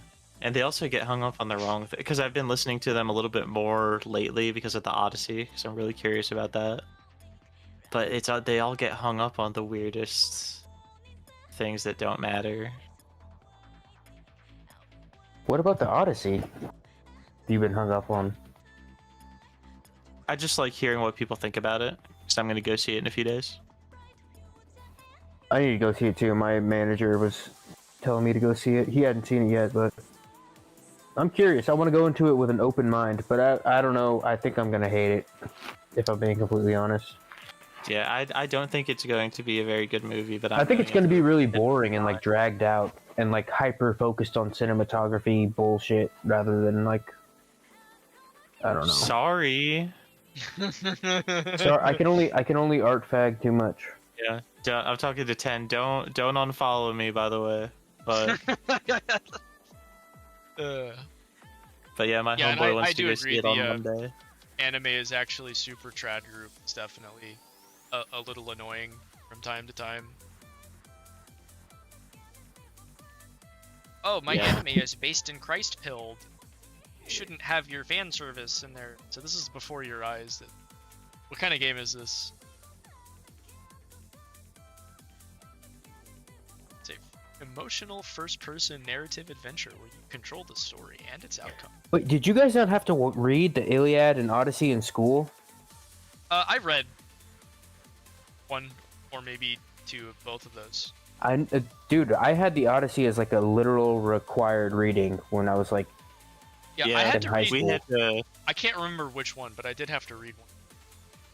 We had to read the Odyssey, and I think I maybe read like half. I didn't read it. Of course, I didn't do shit in high school, but it was definitely a required reading. Like, it was required reading. I did not read very much of it. Like, I had to go. My mom bought me that shit too and everything. And I was like, nope, not reading this shit.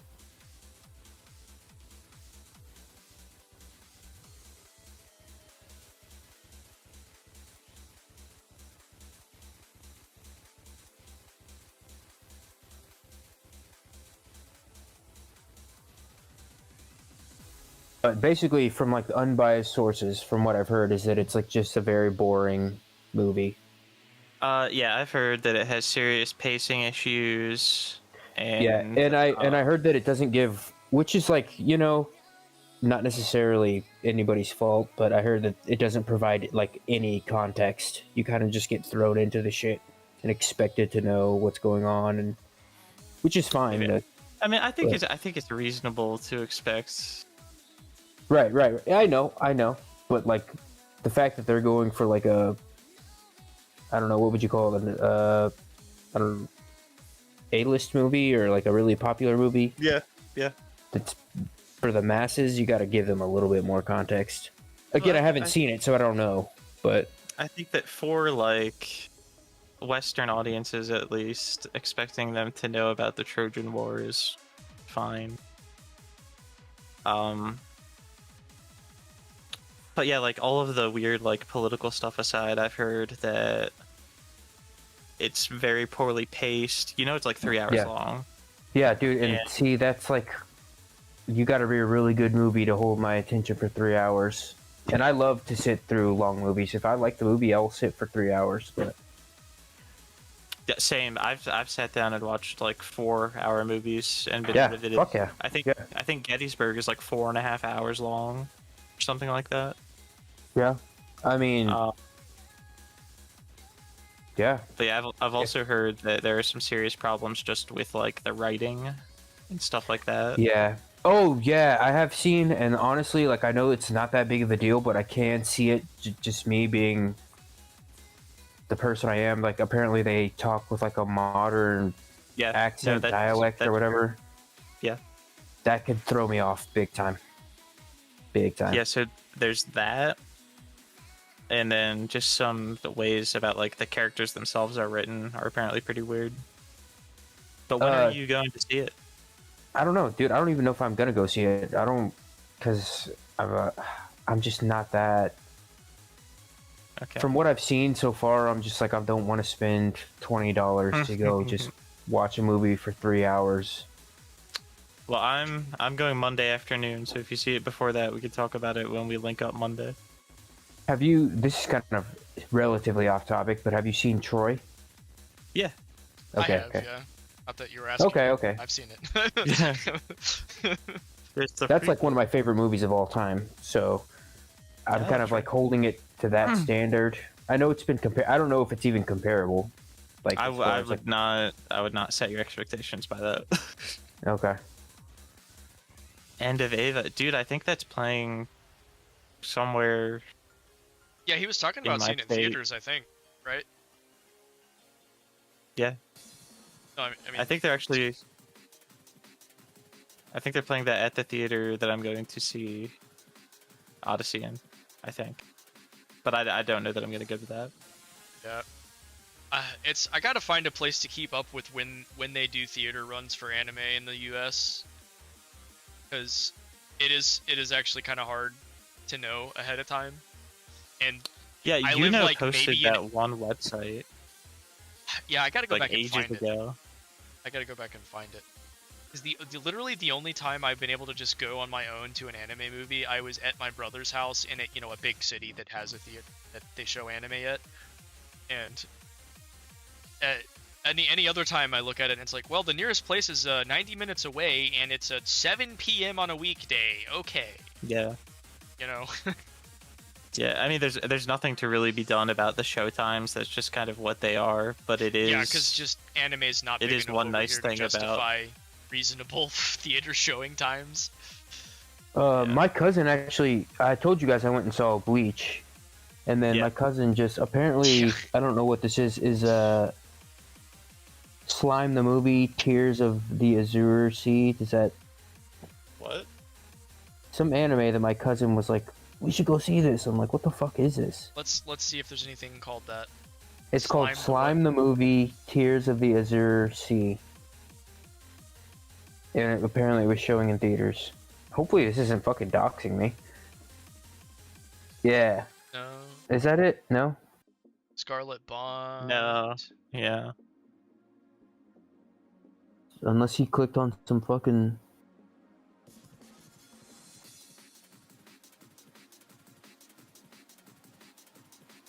And maybe that's it. That kind of looks like the poster. I mean, it's that's the time I got reincarnated Well, as slime. It's probably from that series. Yeah, I mean, there's probably been a bunch of movies. Yeah, I'm still here, in the. here. Isn't that random though that it would show in the theater? Okay, something you got to know about reincarnated as a slime. It is the most successful light novel series of all time. Oh, okay. It's just well, it was showing in a theater because that's like pretty much the poster right there. And it was showing in a theater around here. Okay, this says that it came out in February. But it is that time I got reincarnated as a slime. It's just not the movie you're looking at. This. 62 million sales across the entire series. Apothecary. I did not realize Apothecary Diaries was number 2. That's crazy. That was showing in theaters? No, I'm looking at like light novel sales. Oh, so Slime is originally a light novel. You know, Index, Sword Art Online, Slayers is at 22 million. Haruhi's 20 million. ReZero's at 16 million. Overlord's 14 million. I enjoyed the first season of Slime. I haven't seen past that. Konosuba's at 10 million. Tanya's at 9, and Tanya's gonna hit 10 million by the time it's over. Shauna's at 8.6 million. If that came out today, it'd probably be way higher, but these don't exist in English, unfortunately. Neither does Kino's Journey, which is disappointing. I would love to read this. Anyway, I'll stop. Good night, Mighty Fighter. Oh, good night, sir. Thanks for coming Mighty out. Fighter, is that a new person to the stream? No, he's been Yeah.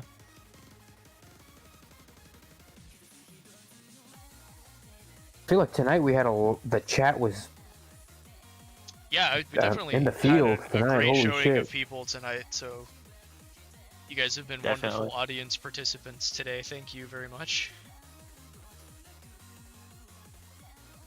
And honestly, I think it might be about time for me to turn in as well. I mean, yeah. I'm actually surprised it's only 11. Well, it's like, well, I won't dox you. Never mind. It's only 11:30 my time. And we got through. We talked about 26 shows tonight. I don't know. This was a fun one, low key. It was. I was looking forward to this. I wasn't sure what to expect. I was very excited to see how this went down. And it went about as I expected. Yeah, really. I mean, I literally can't complain because I got exactly what I wanted. Like, I literally got exactly what I wanted, so I don't even have a right to complain about anything. I didn't get exactly what I wanted, but I'm definitely satisfied because it could have been a lot worse. I mean, more or less, right? Like, you guys still got the lowest we had. This was is 11, literally, This is literally down my top 10. Well, my top 9, I guess. But the one that's missing is 7? The one that. Yeah, but that's the one that I wasn't that into. Okay, yeah. So. And what are we missing from ESD? So 1, 2, 3. 7 and 6. Yeah. 6 and 6, 7. So, Rich Girl Caretaker, which I think that would have been fun. Speaking of 6, 7, dude, I had like 3 6, 7 instances today. 6, 7. Yeah, with I was pulling up drugs for an animal today, and it was like 0.67 mils. And then there was a patient where the doctor was like, "How much did he weigh?" And I looked, and I was like, 67. And I was like, "What the fuck?" Are you aware we're still alive? Yes, that's okay. I didn't dox myself. Okay. It's okay. This is an obscure enough stream. For now. But I say very arrogantly. Until I make it big, give it another rich. year or two. We're gonna be taking on Trash Taste with our, gym farming. One day people are gonna be binge listening to the olden days. Yeah. I'm not sure Yanni does mean smoking. I don't know what exactly it translates to. I mean, the English translation of the anime is Chainsmoker Cat, so Yanni Neko would assume smoking cat, right? Like, but that's assuming like a 1-to-1 translation. Yeah. In it should Japanese, be like Yanni most commonly cat. means resin, tar, or nicotine. So. Okay. That's. I mean, it's not like literal, but I think that's a pretty apt description, right? Yeah. See, 10 knows.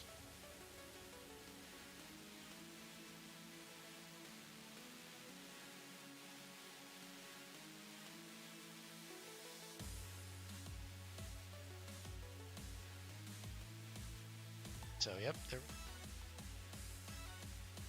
Which makes sense because I forget, did the first episode have the joke about the nicotine patches in it? Yeah. Yeah, okay, it did. There's a joke about them in the second episode where she puts them on the landlord guy, but there's like a warning: don't use these on humans because it'll kill them. And he starts getting like depressed and rethinking his life, like, I treated you like shit. And he wants to die. And anyway, it's funny for a second, and then she farts on him to knock him out, so it gets gross again. Wow, we're really missing out. Yeah, damn. Sounds like a masterpiece. It's an experience, but man, I think knowing my luck, I'm gonna end up watching it with my other buddy that I watched the other 2 episodes with. But you have to keep us posted. Yeah, if we continue doing that, it was so funny. Like 2 or 3 days ago, out of the blue, he sends me a message. He's like, "I need you in a Discord call at like it's 10 a.m. my time." And since I work from home, I can do that. But he's like, "I need you as a good luck charm for my gacha pulls." So he pulls up Arknights, which is the gacha he's playing, and he's got all these pulls saved up, and he starts rolling, and he's rolling on this banner, and he needs to get 6 stars, and he gets one, but it's not the one he wants, right? So there's like 2 banner characters in the banner, but he wants one of them, and he gets the other one, and then he continues to roll and gets like 6 dupes of not the character he wanted from the banner. Terrible luck. It's like I gave him really, really good luck, but not the kind that he wanted. And then he proceeded to try to sell me on this Girls Love anime. Which one? Okay, base friends. Hello. I think I saved it in case this did come up. Is this it? No, wait, is this? Don't leave us hanging. You gotta tell us. Hamina Botan. I've seen good things about that actually. So, I watched like about a third of an episode with him. The framing, the scenes, like this, it's beautifully shot, for lack of like animated, I guess, right? But like, in film terms, it's beautifully shot. It's actually insane. Because he was giving me the play-by-play when he watched this recently, and just like every day I would have this slew of messages in the morning because he's in Russia, so it's like I don't know whatever time over there, but sending me all these messages like how he had to watch it a second and a third time to go over it again and find more details, because the more he watches it, the more little things he notices and how perfect everything is. It's just it's the funniest thing, but I kind of want to watch it now. Oh, he's making a good case. Yeah.